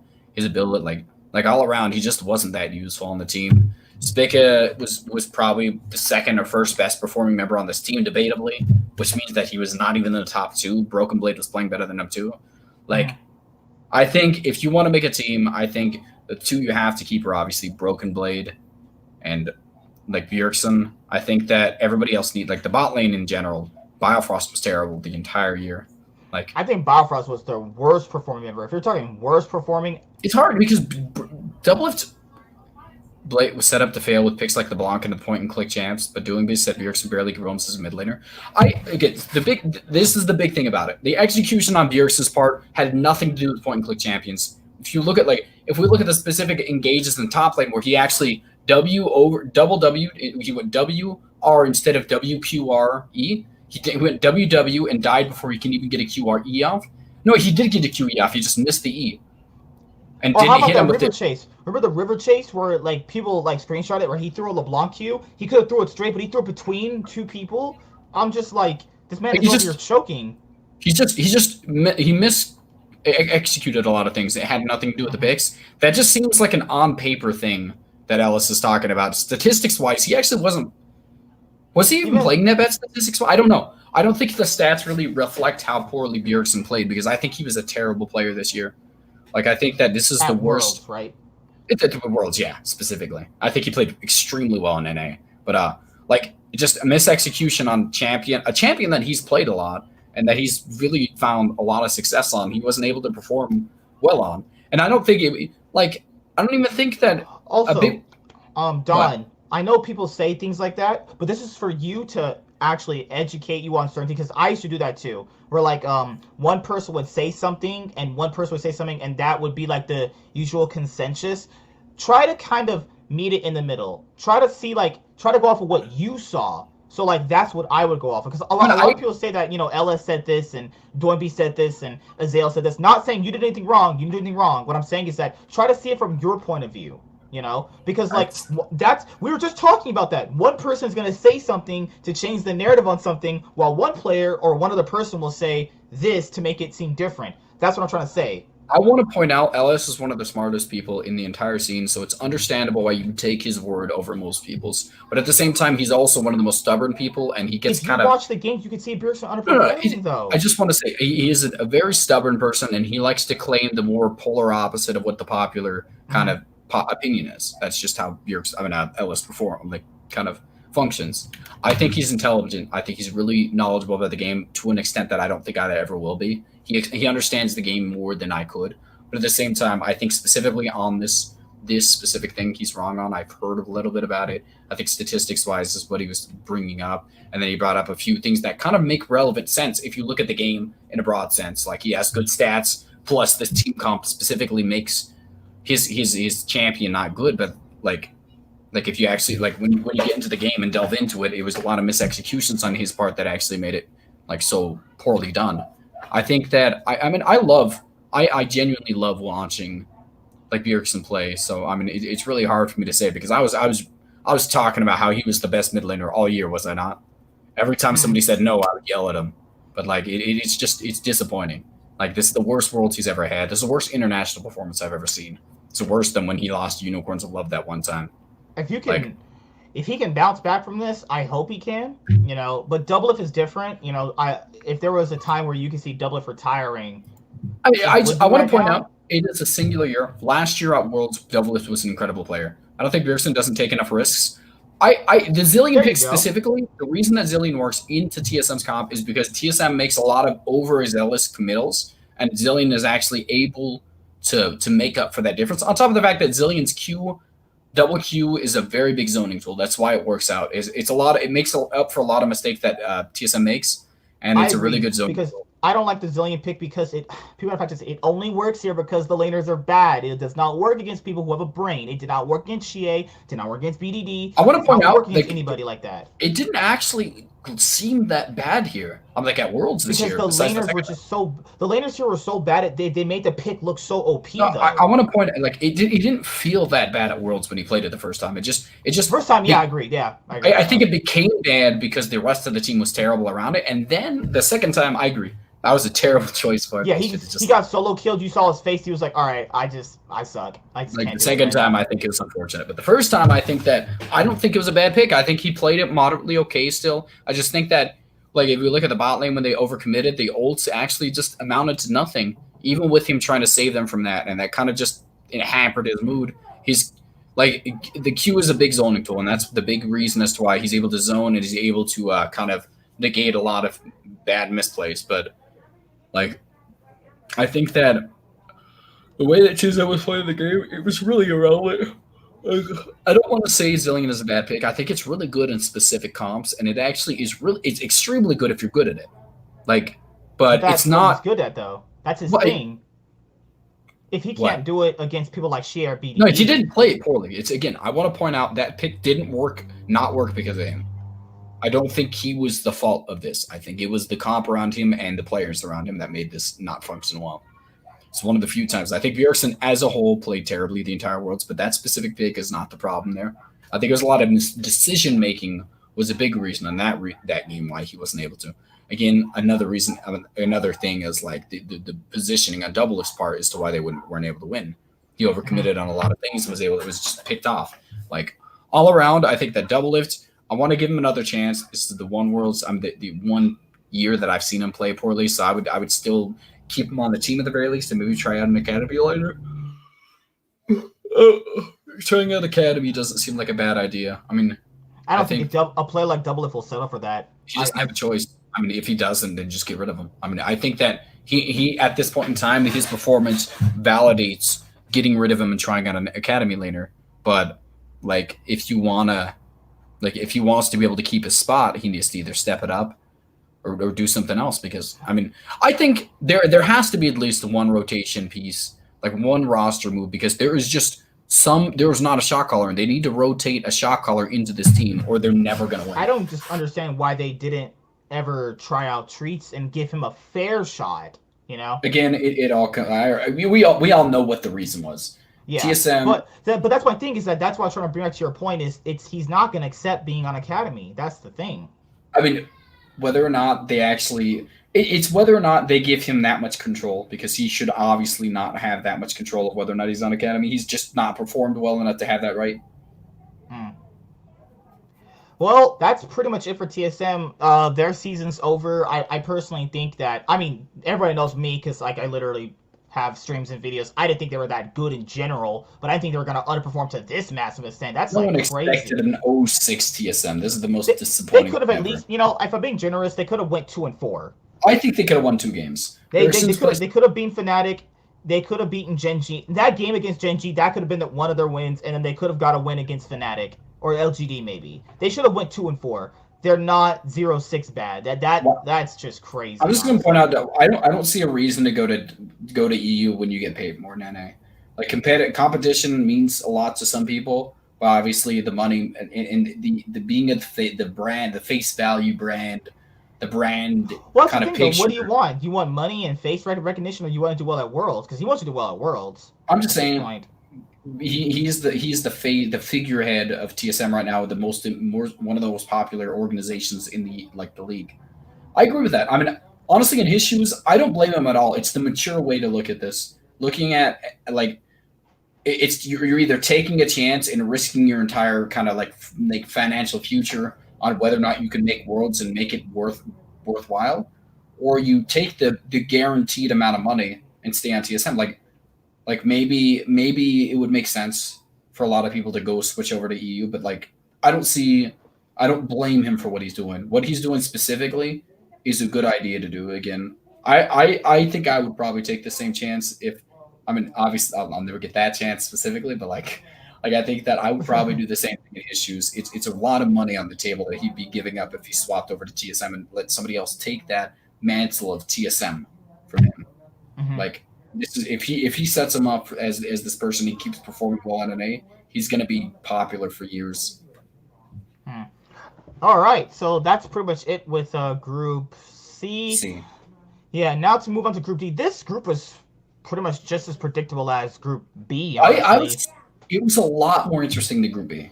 I will give it credit for that. I think that Dragon X. It was crazy. If Unicorns of Love had beaten Top Esports in their game, FlyCoast would have had a shot to play spoiler later on, because they got 2 wins later on, which is crazy against Top and Unicorns of Love. Maybe get a tiebreaker scenario at a certain point, but banking on Unicorns of Love to beat Top Esports is like Unicorns of Love to beat Rogue would be a question at this point. I think I really did like what Dragon X brought to the table. They really swapped up their playstyle and started relying more on Chovy's early game aggression. But again, the big problem with Dragon X, and something that is always going to be said about them, is the fact that if they don't have Chovy ahead in the mid game, they can't transition well into late game, because their shot calling revolves around Chovy making these aggressive engages in the late game to be able to teamfight well.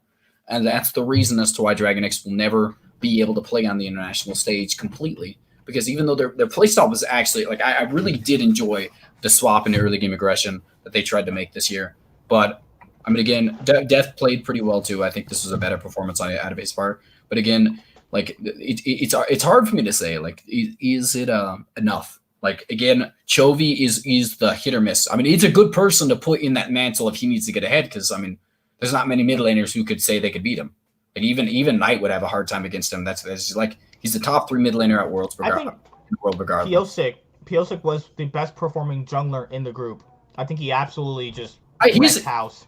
I think he had a few weird situations. I think he made a few mismanaged mistakes. If we look at it, I think the Kirei was one of the best support. They had a lot of good players on this team all around. Every one of their players is world class. Besides Roach. Besides him, I think that everybody is world. Did I say Roach? Or whatever. I think that. Yeah, that's. I'm trying to. Why did I say Roach? Doran. I think everybody else is world class besides that player, and that's really the big reason as to why they might not be able to win anything, is because top lane is such a valuable asset right now. It is the most important role in the game right now. Jungle pressure is revolving specifically around top lane. You're able to give up these early game dragons, and the most part, that's what the most successful teams do. They give up these first 1 to 2 dragons, get a lot of pressure in top lane the first time, and then they take the Rift Herald and gank top a second time and take the entire turret in the span of less than 10 minutes sometimes. Like that is a mass amount of gold going the way of whoever gets it, and it puts the top laner in a snowballing situation, and they're able to transition their leads pretty well because that's just the state of top lane right now. A lot of the meta champions in top lane are either like Camille, who is incredibly good at getting the backline at any stage in the game, Ornn, who's just a stupid tank who's has one of the best engage tools in the game. Like all these champions, if you get them ahead, they're extremely useful. If you can get Ornn to that power spike of 14, where he can start giving his items away early on, he wins the game for you almost, because you get so much extra 1,000 gold worth of stats added into your kit. Like, I think that is the big fault of Dragon X, because I think their playstyle was really good this year, and I think they really did, besides that specific aspect, have a really good adaptation to this meta. Like Chovy's playing really well. Deft and Kirei are playing it phenomenal. Kirei specifically, if you look at that game against Top Esports the first time, where they got a really good engage on the top side, and he flashed in and followed it up with a flay. I think that was incredible on his part to really take that in consideration. It bounced back the lead in their side. But then they make stupid mistakes like Kirei actually walking out of the bush on accident so they can see everybody's in that bush. Like, there's a few situations. Like, Dragon X is trying to adapt to a playstyle that they're not used to, so they make a couple mistakes here and there, and that's like, it's understandable. I mean, I expect like Dragon X to probably lose pretty hard to Damwon. Like, it's unfortunate. Top East. Well, let's go FlyQuest first. So don't do top. FlyQuest. I think FlyQuest. It's hard. It's the same thing with Team Liquid. It's like, I don't get why teams overperform when it doesn't matter. But Power of Evil in general have been playing well every single game anyway. He like even Flame Horizon Knight in their game. I was like, holy crap! Incredibly good player. Power of Evil and Jensen played really well. I think this was their best showing to prove that they should always get a starting spot no matter what. If you're FlyQuest moving forward from this, I think you keep Power of Evil. I think you keep Ignar. Some people said you should get rid of Solo, try out a different ADC from Wild Turtle. I don't think Wild Turtle had that bad of a group stage, honestly. Specifically the last game, I think that he played really well on. But I don't think he played well like the entirety of the group stage. He was very solid, is what I'll say. He was solid part. That's what he was better than Double It. I mean, if they had TSM Double It, I mean, Wild Turtle still, maybe they'd be a little better of a team. But like, I think my big problem with FlyQuest specifically is obviously the pace at which Santorin played the game. Santorin was not doing anything in the early game to be relevant, and that's really what kind of hampered them. And top of the fact, Solo was the worst player at Worlds almost. Like, what do you even do about that? Like, how do you make a team relevant? Okay, at that point, you do take revenge. At that point, I think that you, like, honestly, I feel like I'm going to go try out for FlyQuest at this point just so they can have a relevant topic. Because when I die, at the very least, I'm going to die in the middle of their team, not in solo top lane. I'll hide behind the turret at least. Like, first game at Worlds, this man gives up first blood to 369. It's aggravating how little. So, like, Solo, I gave him credit. We gave him credit all last year for developing as a player. And we're like, this guy is a better version of Impact. And now the only impact he has in the game is the fact that he makes the score, the goal deficit grow so quickly. Like, he dies. Yeah. For the enemy team, he just doesn't CS, and then he dies when he tries. Like it's a major flaw inside of FlyQuest. Was mostly, I honestly think they might have been able to contest for that spot out of groups if they had a solid top laner. Like, yeah. To be fair, Santorin did not play that bad. Ignar and Wild Turtle were pretty solid. Ignar was pretty weak. Ignar was pretty weak this World. He was weak when he tried to bail out his teammates. I don't know. I mean, he also made a lot of mistakes in engages. Like, Ignar was not his best Worlds. Like, I think that Power Evil, one of the actual best mid laners in the entire tournament. Like, I think he was better than Jensen this tournament. I think he was the best. One of the best, honestly, he was the best Western mid laner we sent this year. Like, he played the best. He was the best Western mid laner this year. He played incredible this entire tournament in the single hardest group mid lane wise. I think he played well. He had Knight.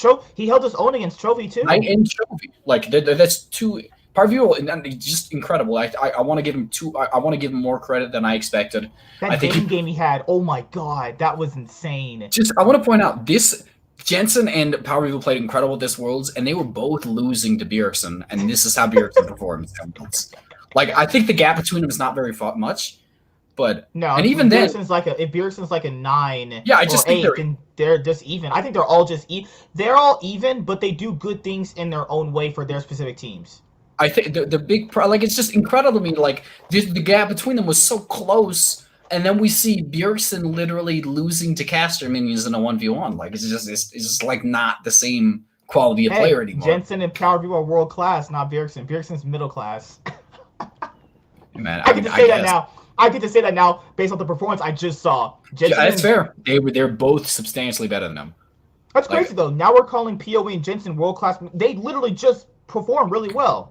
I mean, I'm not trying to say certain things, but like Power Vivo definitely performed to a world class level. Ryan and Trophy are power ranked like the best players at the tournament, though. Power Vivo has always played well on the world stage. That's one big thing I'll say about him on Misfits and all that stuff. He's always played well.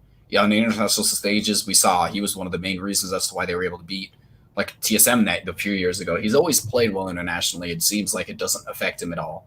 Like, I want to give credit to Power Vivo. He was probably the best Western mid laner we sent this year. Caps, probably because Caps underperformed to a drastic extent. Mm-hmm. But I think that, like, realistically, FlyQuest played better than they should have in this group purely because played better than TSM. And like it's real. Like TSM had no one worse than Solo on their team, and they still didn't make it out of groups because they were so unable to play in this specific style of meta. Misfits Worlds 2007. Yeah, that's what I'm saying. Like that one was one of the big reason. Like Ignore and him have made incredible teams work. I want to say that I really did like what they brought to the table. I think they could make a caliber team out of this that they could like. Honestly, if they like brought on FBI to this team and then just like, I'm just saying, at this point, Orlo to this top lane for them, they would be a better team. Or Kumo. Hey, maybe Kumo could. I'd love Kuma. I still think I'm gonna give him more slack because he played so well on Academy. But I really do like him. FlyQuest, their runs over. I think FlyQuest is the most improved LCS org throughout the year. They came in as a joke. They come out the winners. They improved their brand. Everyone knows their name. Their Tree Quest initiative. They did a lot of good this year. That's the more than I can say for CLG. But I think they did really well. I want to really congratulate FlyQuest. They changed their brand. They got better players. They made back-to-back finals. They're not a joke anymore. I think that's a really good year. The craziest thing is that they made back-to-back finals and they were still like underappreciated in the league. Like they like everybody was like, yeah, Team Liquid is substantially better than them going into this Worlds, and they outperformed Team Liquid in the playoffs. FlyQuest, their only strength was scaling mid and support. That's it. That's all there was. I mean, it was scaling mid. Well, it wasn't always. I mean, again, they played a lot of mid laners that didn't scale. I mean, I think the big thing about it is the fact that like if we look at like what's it called, they were kind of relegated to Orianna duty in the mid lane, and I didn't really think that was good for them. Like I think Orianna is a solid champion, but if that's something you put on as a comfort pick for your mid laner who's incredibly good at other champions, it just kind of like brings down the team a little bit. Like I think Unicorns of Love, there's just not much there.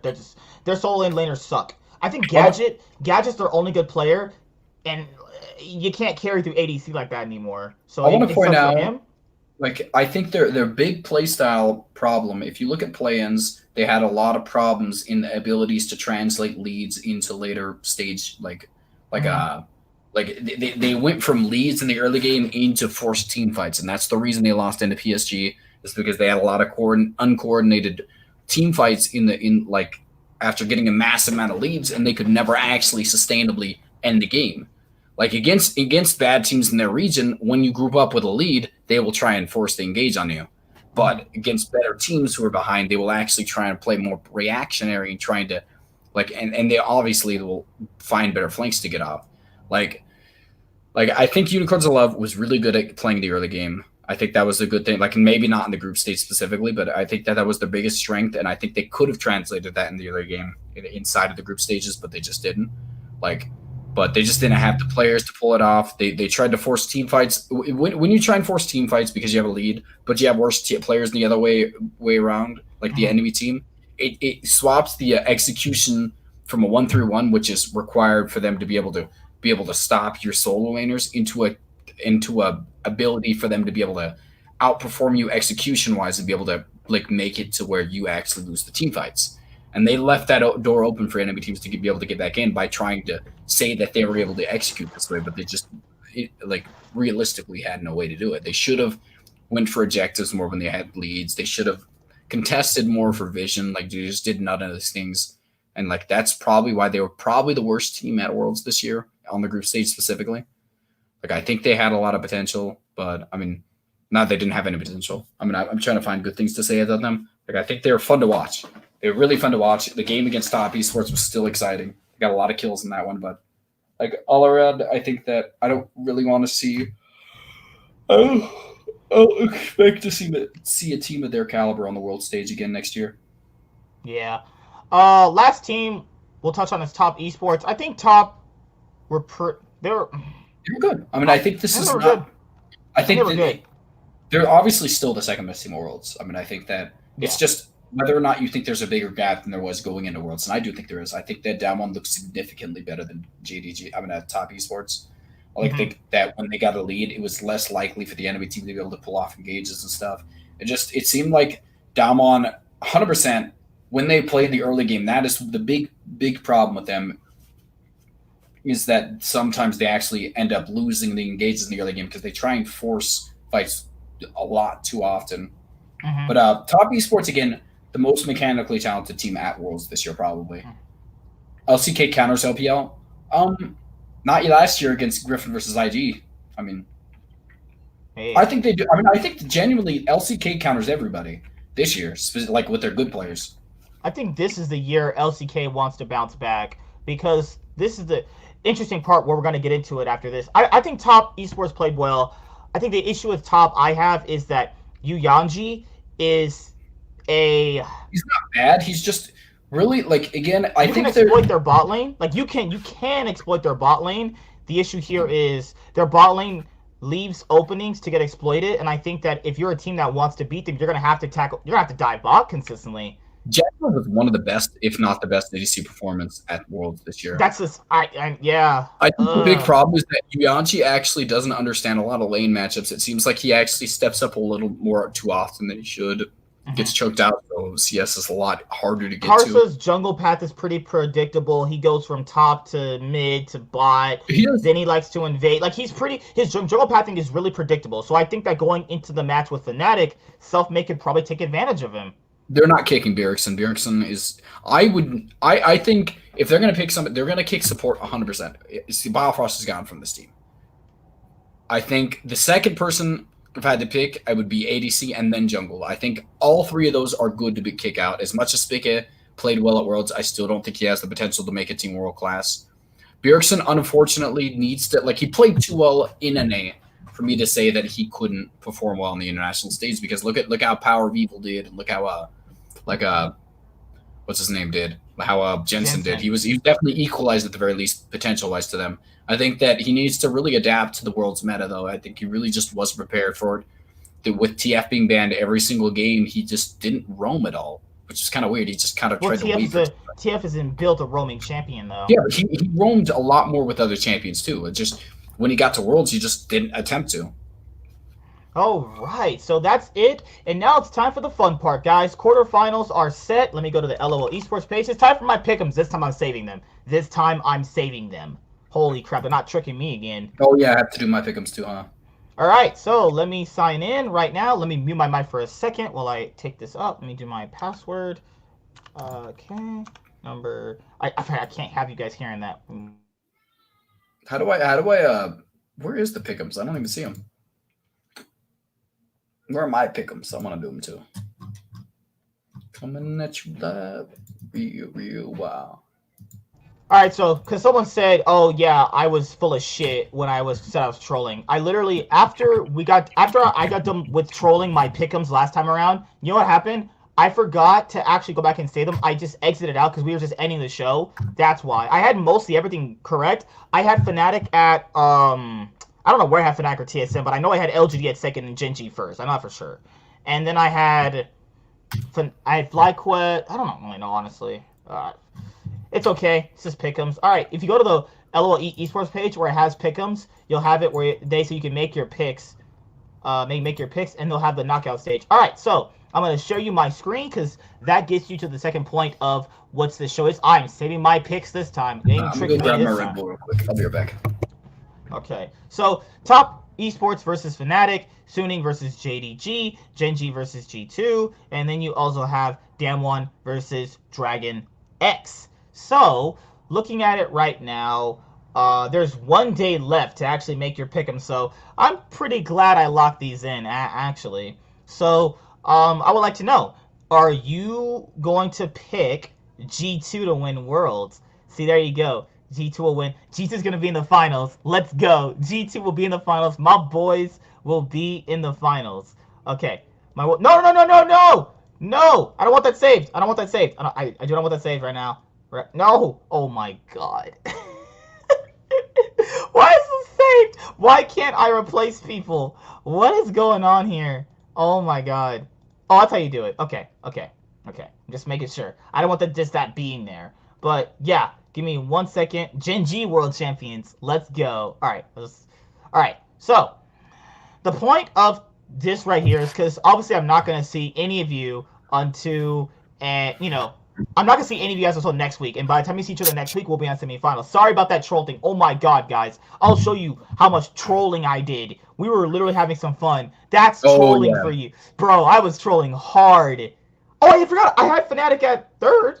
You had TSM at first at one point in time, I remember. you didn't... I think you just... No, here's what happened. Okay, so this is how I was trolling, right? And then after that, you know how it saves for you? Before they let it save, how it takes a moment to save, I exited out. I was going to go back in and put the picks I showed you initially when the stream first started. That's when I told you I was trolling. And then they're like, oh, you're full of shit. If I'm full of shit, then why is my first group the same way I had it when I first started this whole stream last time around? Oh, get the fuck out of here. Tell me I'm lying. But nevertheless, it's okay. It's fine. I'm not mad. I'm just saying. That was the maddest I've ever heard anybody in my life. I'm not mad. I hate these people, and I hope. Yes. I'm just saying. Yeah, you gotta come. Yeah, like, dude, I said Suning. That's why I tell people I was trolling. I literally said Suning were better than G2. They were gonna get first place. G2 gonna get second. Was I wrong? I was the only guy here saying Suning was gonna get first place. I'm the one that actually watched every single one of their games, and I still didn't believe in them because they weren't better. I saw little bits of their game because SOFM usually. I watched every single game, and I was like, there's too many weaknesses in their game style. But you know what? I watched all their games, but I'm still not gonna predict them to be first place. Well, no, because again, I had to point it out. I watched more because of SOFM. I watched more Suning games than I did G2 games this season. Which is actually surprising. G2 100%, like against Chinese. It's the big thing about it is with Jankos playing so poorly, they had no answer to the raw like aggression that SFM put out. Like, and then Angel was just playing substantially better than Caps. Like they lost in every single role. Like I don't think they won. Well, I even saw like this is how I compared it. Suning are losing up against IG and FPX teams like JDG. Top esports. Well, I don't want to go back to competition. Again, a big thing about it. No, I don't have to.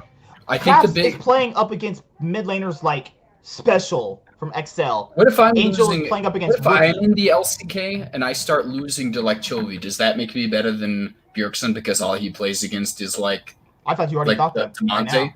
I'm just saying it's not about the players specifically. The reason I thought the SFM again, it wasn't about the early game pressure. It was about the inability. It was about the inability for Suning to actually close it. Again, the way it works is if you can stall out towards the later half of the game. Yeah, I agree. The Viking Berserkers, I 100% agree with that. But if you can stall out towards the later half of the game, like there's absolutely nothing. Suning 100% will eventually throw the game away. But it seemed Just imagine this, Rogue. God, like I was like, you know what? Because we're having like discussions. I was like, Unicorns of Love over Dragon X. Imagine if that was actually a thing. I That want would to be point out crazy. I got Group B 100% right. Did you? I did. You had PSG talent. I had put G over them. Yes, there's no way you predicted that. I There's did predict no that. way. You're trolling. That was pure not, trolling. what I mean, honestly, I assumed Rogue would be bad and that they're getting there. I honestly was surprised by how good PSG was without their mid and jungle. Like I just thought they would be able to take like a game or two off them and then win the tiebreaker or something. But it was still impressive. All right, let's go to the one that's in the title, which is Top Esports versus Fnatic. This is the most. This on paper should be the most lopsided. This is my thing. I think Fnatic will do better this time around in the quarterfinals against a Chinese team than FPX. Last time they really went in underestimating FPX. They really did, but that's not really excuse to lose to them. It's just more or less so. I think they'll win more games than they did last year. Does that mean they're gonna beat Top Esports? I don't think so. I think that they're massively outclassed in a lot of their positions. Like even looking at 369, 369 played really well. He played better than Bwipo. Like the best part about Fnatic is self-made. Karsa can match self-made, and everywhere else, like Reckless versus JackeyLive as a rematch. I think Reckless and JackeyLive are even at the event so far. Hillsing is better than Yu Yangji. That's a good thing for Fnatic so far. So like if Fnatic bring this to 5 games, I see Fnatic doing that. I don't see them winning though. I can see Fnatic this being like that upset where people going, yeah, Fnatic almost got it toward the very end. And for that, I'm putting Top Esports going on to semifinals. I think this will be a 5-game series though. I honestly think that if the Fnatic actually ends up losing that first game, I think it's probably going to be a 3-0, 3-1. I think that Fnatic's again has a lot of they're bringing a lot of things to the table, and I think we're going to see the brunt of what they're capable of in the first game. They're going to bring a lot of new things to the table, and the adaptability is going to be a big factor in this this series. Whether or not it actually amounts to anything is going to be what we see. Because if Fnatic is not able to win that first game, it means that what they've been practicing this whole time is not relevant. Remember I think FPX last year they did the Rengar top. I loved FPS last year. They were fun to watch. But I think it's probably going to be a 3-1, like in favor of Fnatic. I'm in Top Esports. This is what I don't like about this tournament is that I'm a person that watches all the regions. I see these matches between LPL all the time. I don't need to watch them on the world stage. I want to watch China versus Korea, China versus EU. That's what I want to see. I don't want to see LPL versus LPL. I hate this system. It's so stupid. It's not a bad system. I don't know. I mean, I think that's the whole point of you don't want to see the people who just played in group stages against each other. You need to separate you also them. don't want to see the same teams that just played each other in their own region I'd all year. They played each other all year, though. I'd rather see Top Esports versus Suning than I'd rather see Dragon X versus Top Esports automatically. Like, I feel like I don't want to see the same matchups for the entirety of the bracket. You could literally see only the same matchups for the entirety of the beginning of the bracket. Like, Dragon X versus, I agree. Dragon X versus Damwon is probably going to be unfortunate because I think Dragon X is playing pretty well, and they just got matched up against what I assume is going to be the team who takes it all. So you're picking Top Esports? That's what you're picking? Yeah. I could show you what no, you don't need to see it, but I picked Top Esports right there, yeah. All right, so next matchup is Suning versus JDG. The hardest one for me. I feel so bad for Suning. This is their... I am going to say right now, this meta is a lot more suited for them than the previous one during China was. Like, they are hyper-aggressive early game. JDG is really good against them. It's the big problem I see with this. But again, I think that the way JDG's been playing and the way Suning's been playing recently does favor Suning a slight amount. I was going to actually pick Suning, actually. Because I think if you go off just recency from just their group stage performance, I think Suning's been playing better. But in terms of a best of 5, JDG's been more better and adaptable at best of 5s, though. Again, JDG's specific playstyle is very counteractive to the way that Suning plays it. I want to point that out. But that doesn't even work against Top Esports, though, because JDG can beat Top Esports. JDG is able to beat Top Esports, yes. Who are like a budget, and Suning is like a budget version of Top, though. I'm confused. JDG was able to beat them once. It's because Top Esports rolled over everybody else and then couldn't beat JDG fully. Like, it takes them to 5 games each time. TES, Suning, G2, and Damwon. My big thing about it is that I think that Khalid is playing so much better than what's his name? Yankos? We'll get Yankos. I don't think they can win. For this one right here, I think I'm gonna take Suning. I think Suning's been playing much better than JDG. Again, that's who I took actually too. I actually think that Suning with your ability, Demo might be 3-0 G2. Not gonna lie, I don't think. Yeah, I think so too. I mean, I think the big thing in this situation with Suning specifically, I think that JDG specifically recently has outperformed them. I want to point that out on the group stages, on the world stage. Like, I mean, on the not group stage, on the Chinese thing and all that thing, they've never really matched up well against JDG, which has been historical this entire year. Is they've just not been able to play well against them. But I think SFM recently, like, do they have an answer to him? Like, they haven't. I mean, they obviously have an answer to Kanavi's him. not going to be an answer though. Kanavi's supposed to be their answer to SFM. Kanavi was an answer to him in the playoffs. To be honest, like, he played really well in the playoffs, but he's just not been not that standard of play. Yagao has been underperforming. Angel's been outperforming Yagao with like every. Angel was better than him the entire year. I mean, I've told people you can exploit Yagao. What is this thing where you can't exploit him? Literally. I mean, you have to be better than somebody to exploit. You can't exploit somebody. You just lane better than them. That's the whole thing with Yagao. If you're better than him, he's just not as useful. And that's why Top Esports kind of didn't completely dumpster Dragon X each time, is because Chovy was just better than Yagao. Like, you mean Knight? Arguably the best player in the world so far, in my opinion. I honestly, I'm gonna still say I think Core JJ might have been. I think Core JJ had a lot because SOFM had a few mistakes specifically against the G2 series in the first series. He played really well at the beginning, and then actually, if you look at the disengage SOFM had, what's it called? Suning had out of their gate their base the first time when they got in there. He actually went back into an engage that actually, again, he was disengaged on. He queued in and then kicked him out, but he didn't have the damage to fully kill him. Obviously, it would have been a decent trade off the bat, but since he couldn't kill him, he just kicked him away. He died for it, and the person he kicked actually survived it. I mean, so SOFM has a few mistakes that I see. I think Core JJ has made very minimal mistakes and never one that costed anything. Here's my thing with Suning. It's kind of weird because Suning live and die by whatever SOFM does. JDG don't exactly do that. JDG can play through other people. The problem is that specifically, like, I want to match up each person. Kanavi plays really well against SOFM each time. I think he's just he can neutralize the aggression. And then also Yagao's picks the plays the exact same champions, so it kind of forces them to ban out the champions that Angel plays well. Do you think G2 can win against Gen G? And Gen G is strong in the early game? No. Gen G is 100% strong in the early game. That's why I'm saying this. Like, Cloud is going to completely dumpster JDG, and that's my big problem with that matchup. But again, I want to touch on Suning before we jump to that. I think Suning is going to be in a situation where I see them kind of – it's really hard for me because I think this is probably the hardest one for me to put out because I think Suning has been playing better, but JDG just is a better team than them. JDG is a better team all around. Suning got into a meta that's suited for them, kind of. All right, so this is what you want me to put. It's hard for me. I put Suning too. This is better for the narratives, though. Top Esports versus JDG rematch of the LPL year.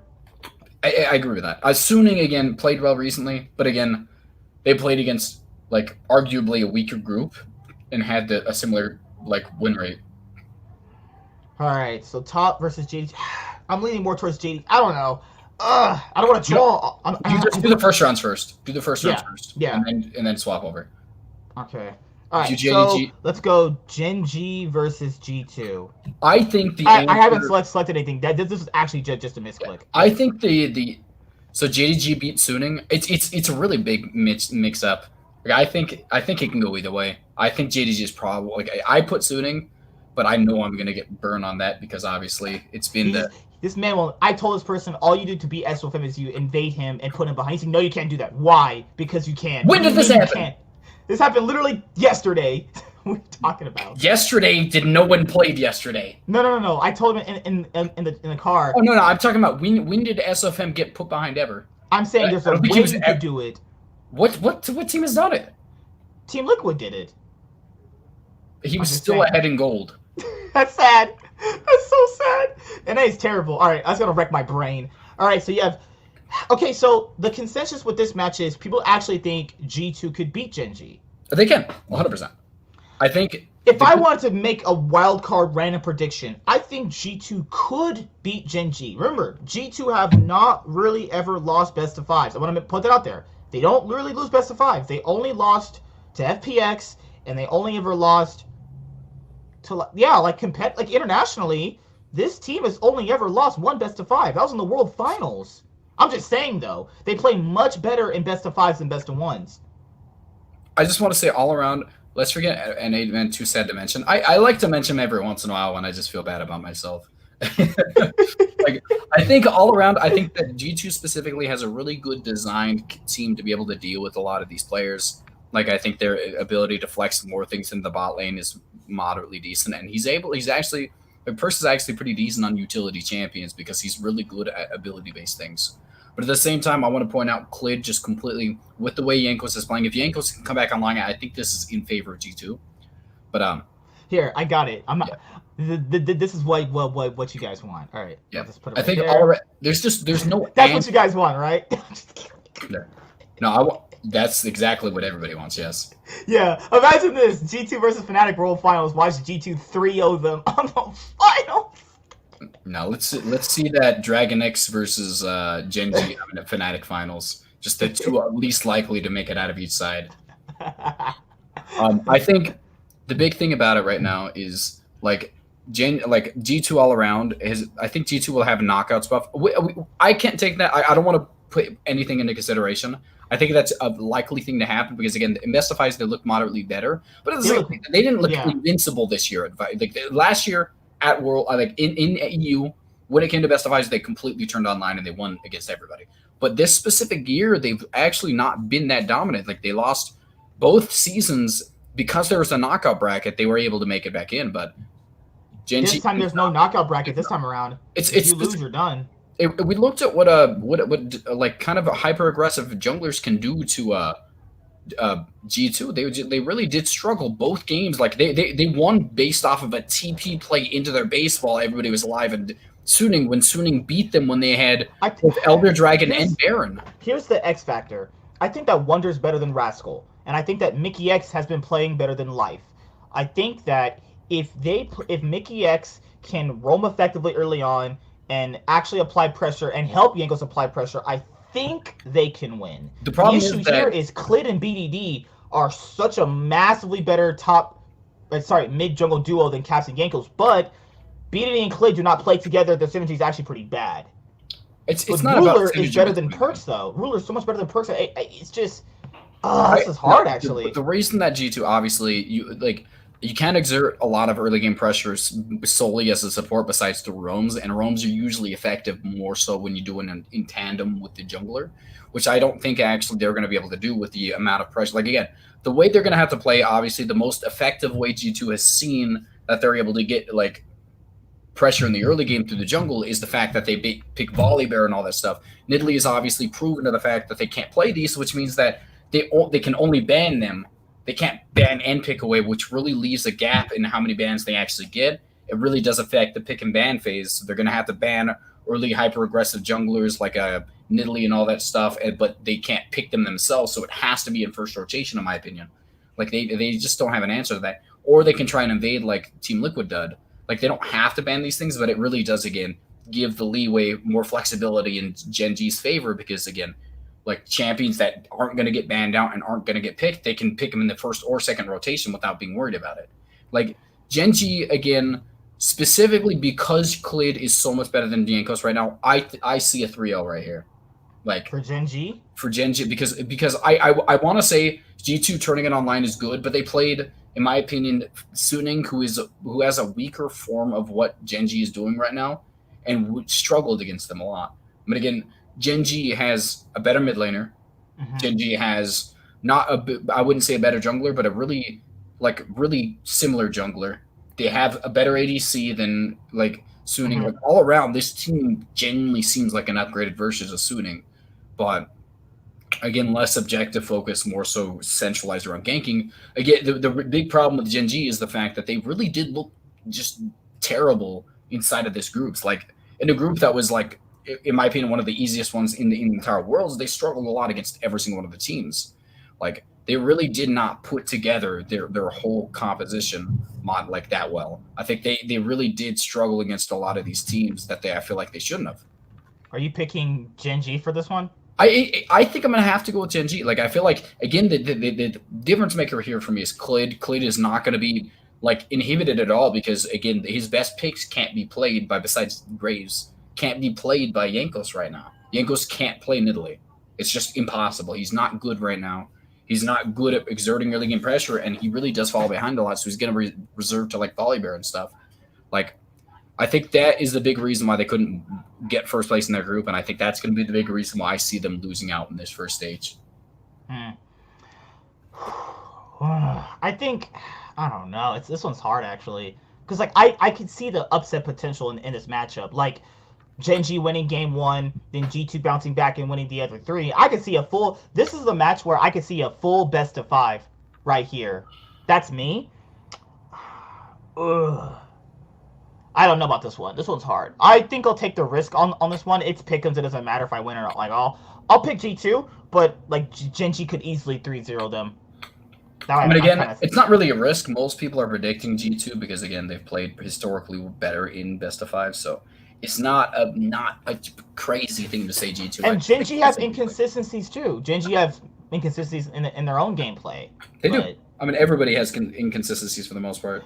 And now we're on to this. I mean, we already saw this match literally about 2 months ago. It was pretty one-sided for Damwon versus Dragon X. I think Damwon is going to obviously get their rematch against G2.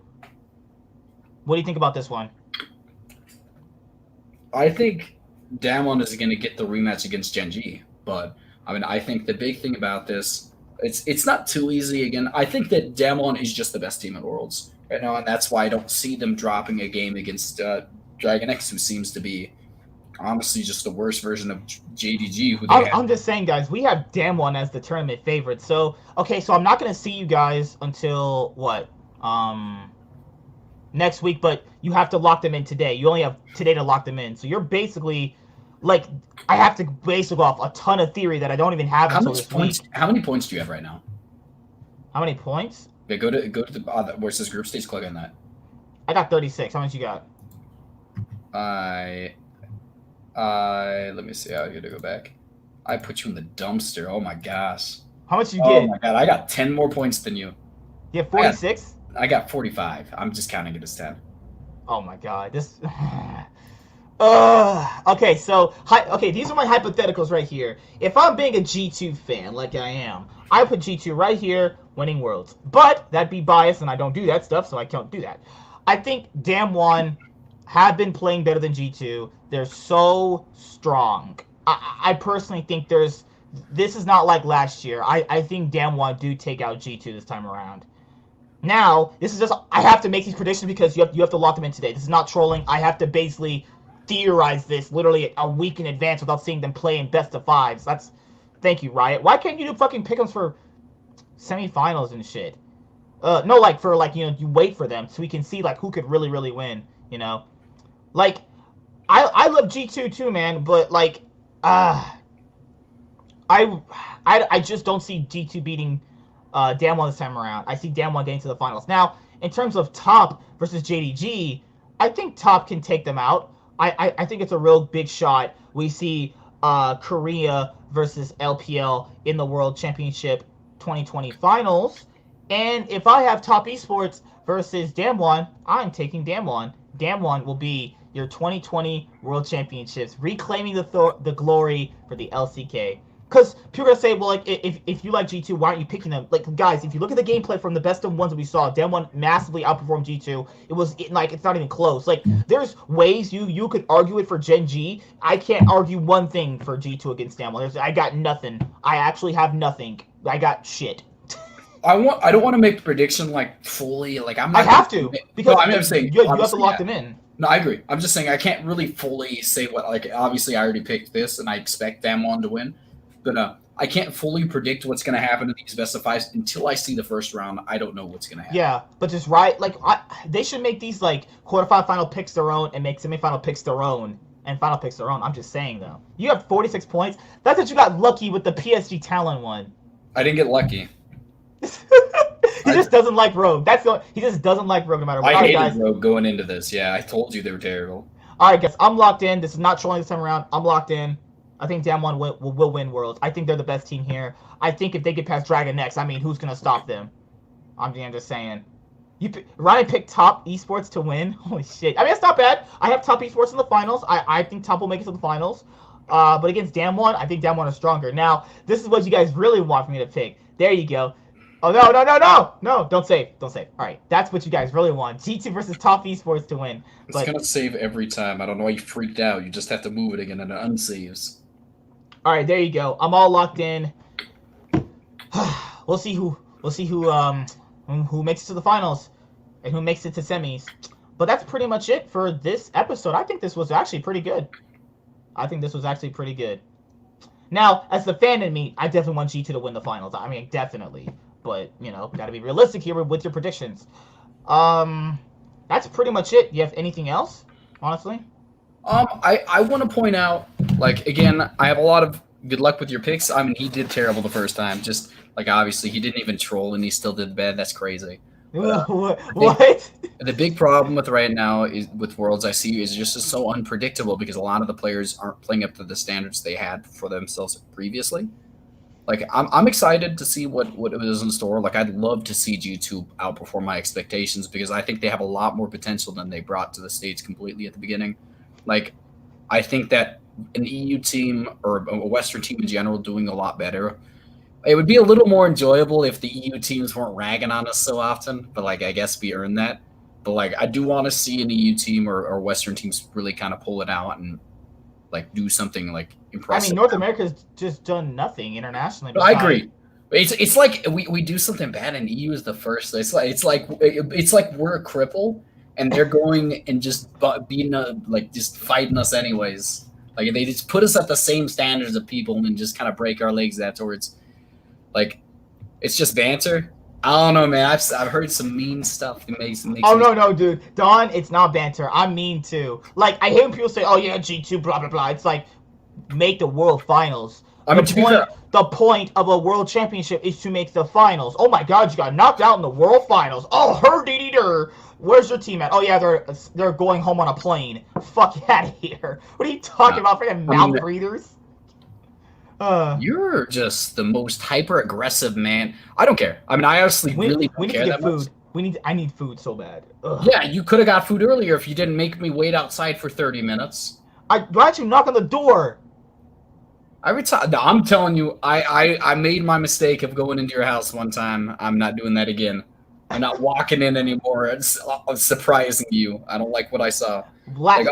Back in my old house, guys, he walked in and me and a girl were like, you know. No, not what happened. There was that going on, except the fact that there was no girl in action with him.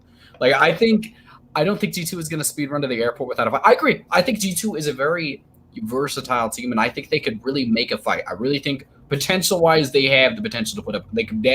They're on paper the team that's capable of taking on GNG easily, and I think they could really, like, again, if they beat GNG, I think they might be able to take a game or two off Damwon too. I don't want to say Damwon's going to 3-0 anybody. Damwon is probably going to 3-0 everybody, to be honest, but I mean, who knows? Like, I think that's pretty much it for me. I think I really am excited to see what's going to happen. Starts 2 more days, right? Yeah. I got to do my Worlds 2020 Group Stage Day 8 thoughts and opinions, and that's pretty much it. Ready for the quarterfinals. I'm ready for the quarterfinals. Yep. It would be beneficial for EU. It would be beneficial for EU if NA was a better region. It'd be beneficial for NA if NA was a better region. Let's be real. Like, if they were a better region, NA would be happier. The fact that NA has to go to fucking wildcard regions to grab players is pitiful.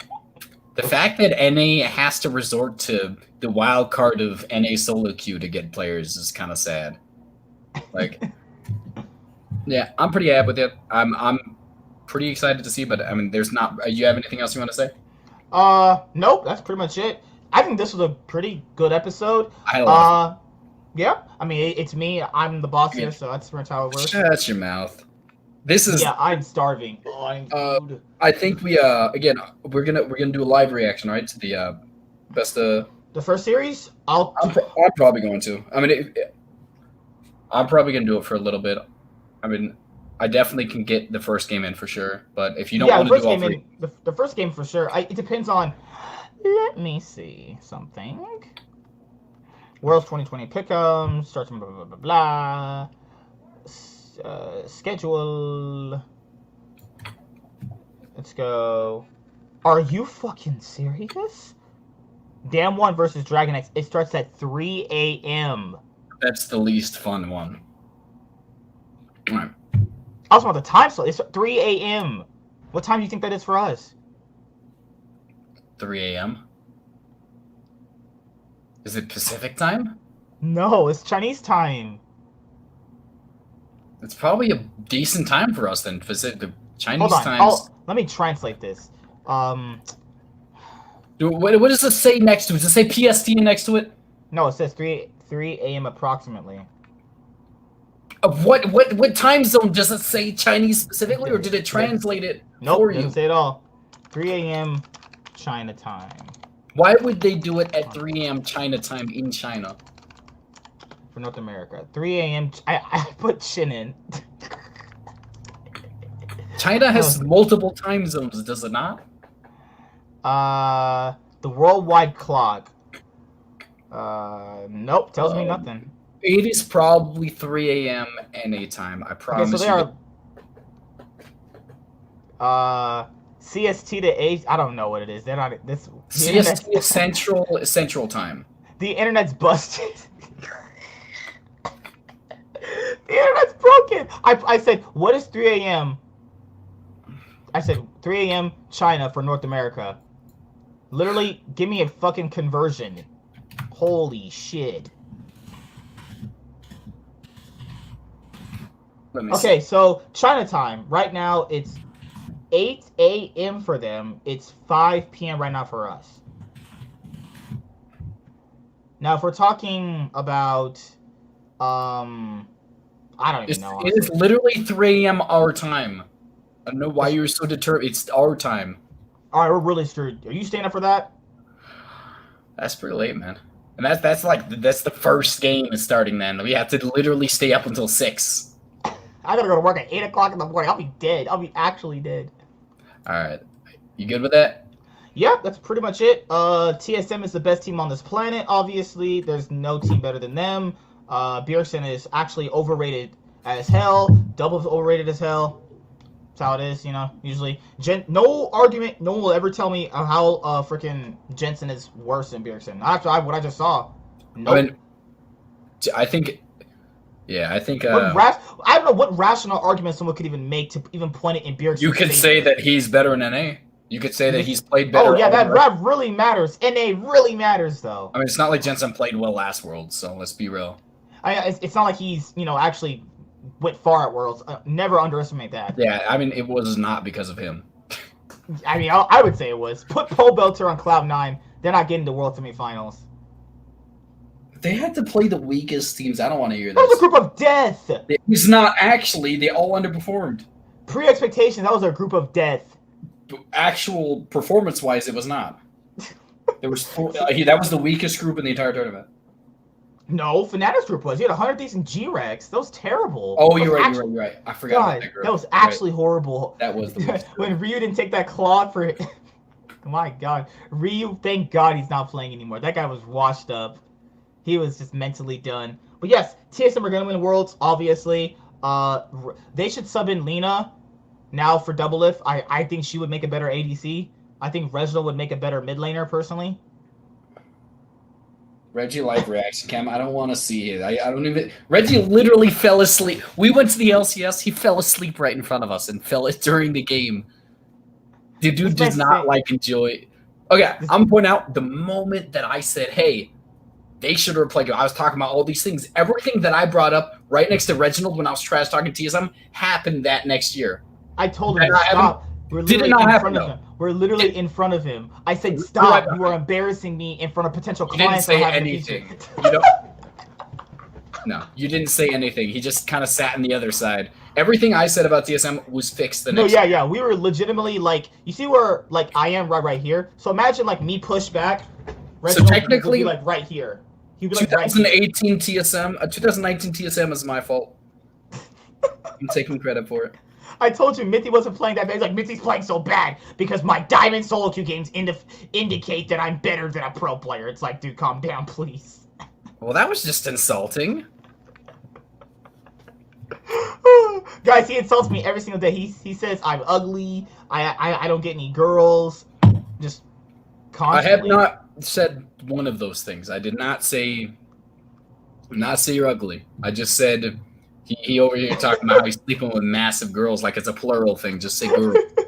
Dude, I swear, like, we've seen all the people you guys love, like Travis, Captain Flowers. I have pictures on my Instagram, actually, about all that stuff. But, overall, if the LCS is happening next year, we'll go, obviously. We were going to go for my vacation.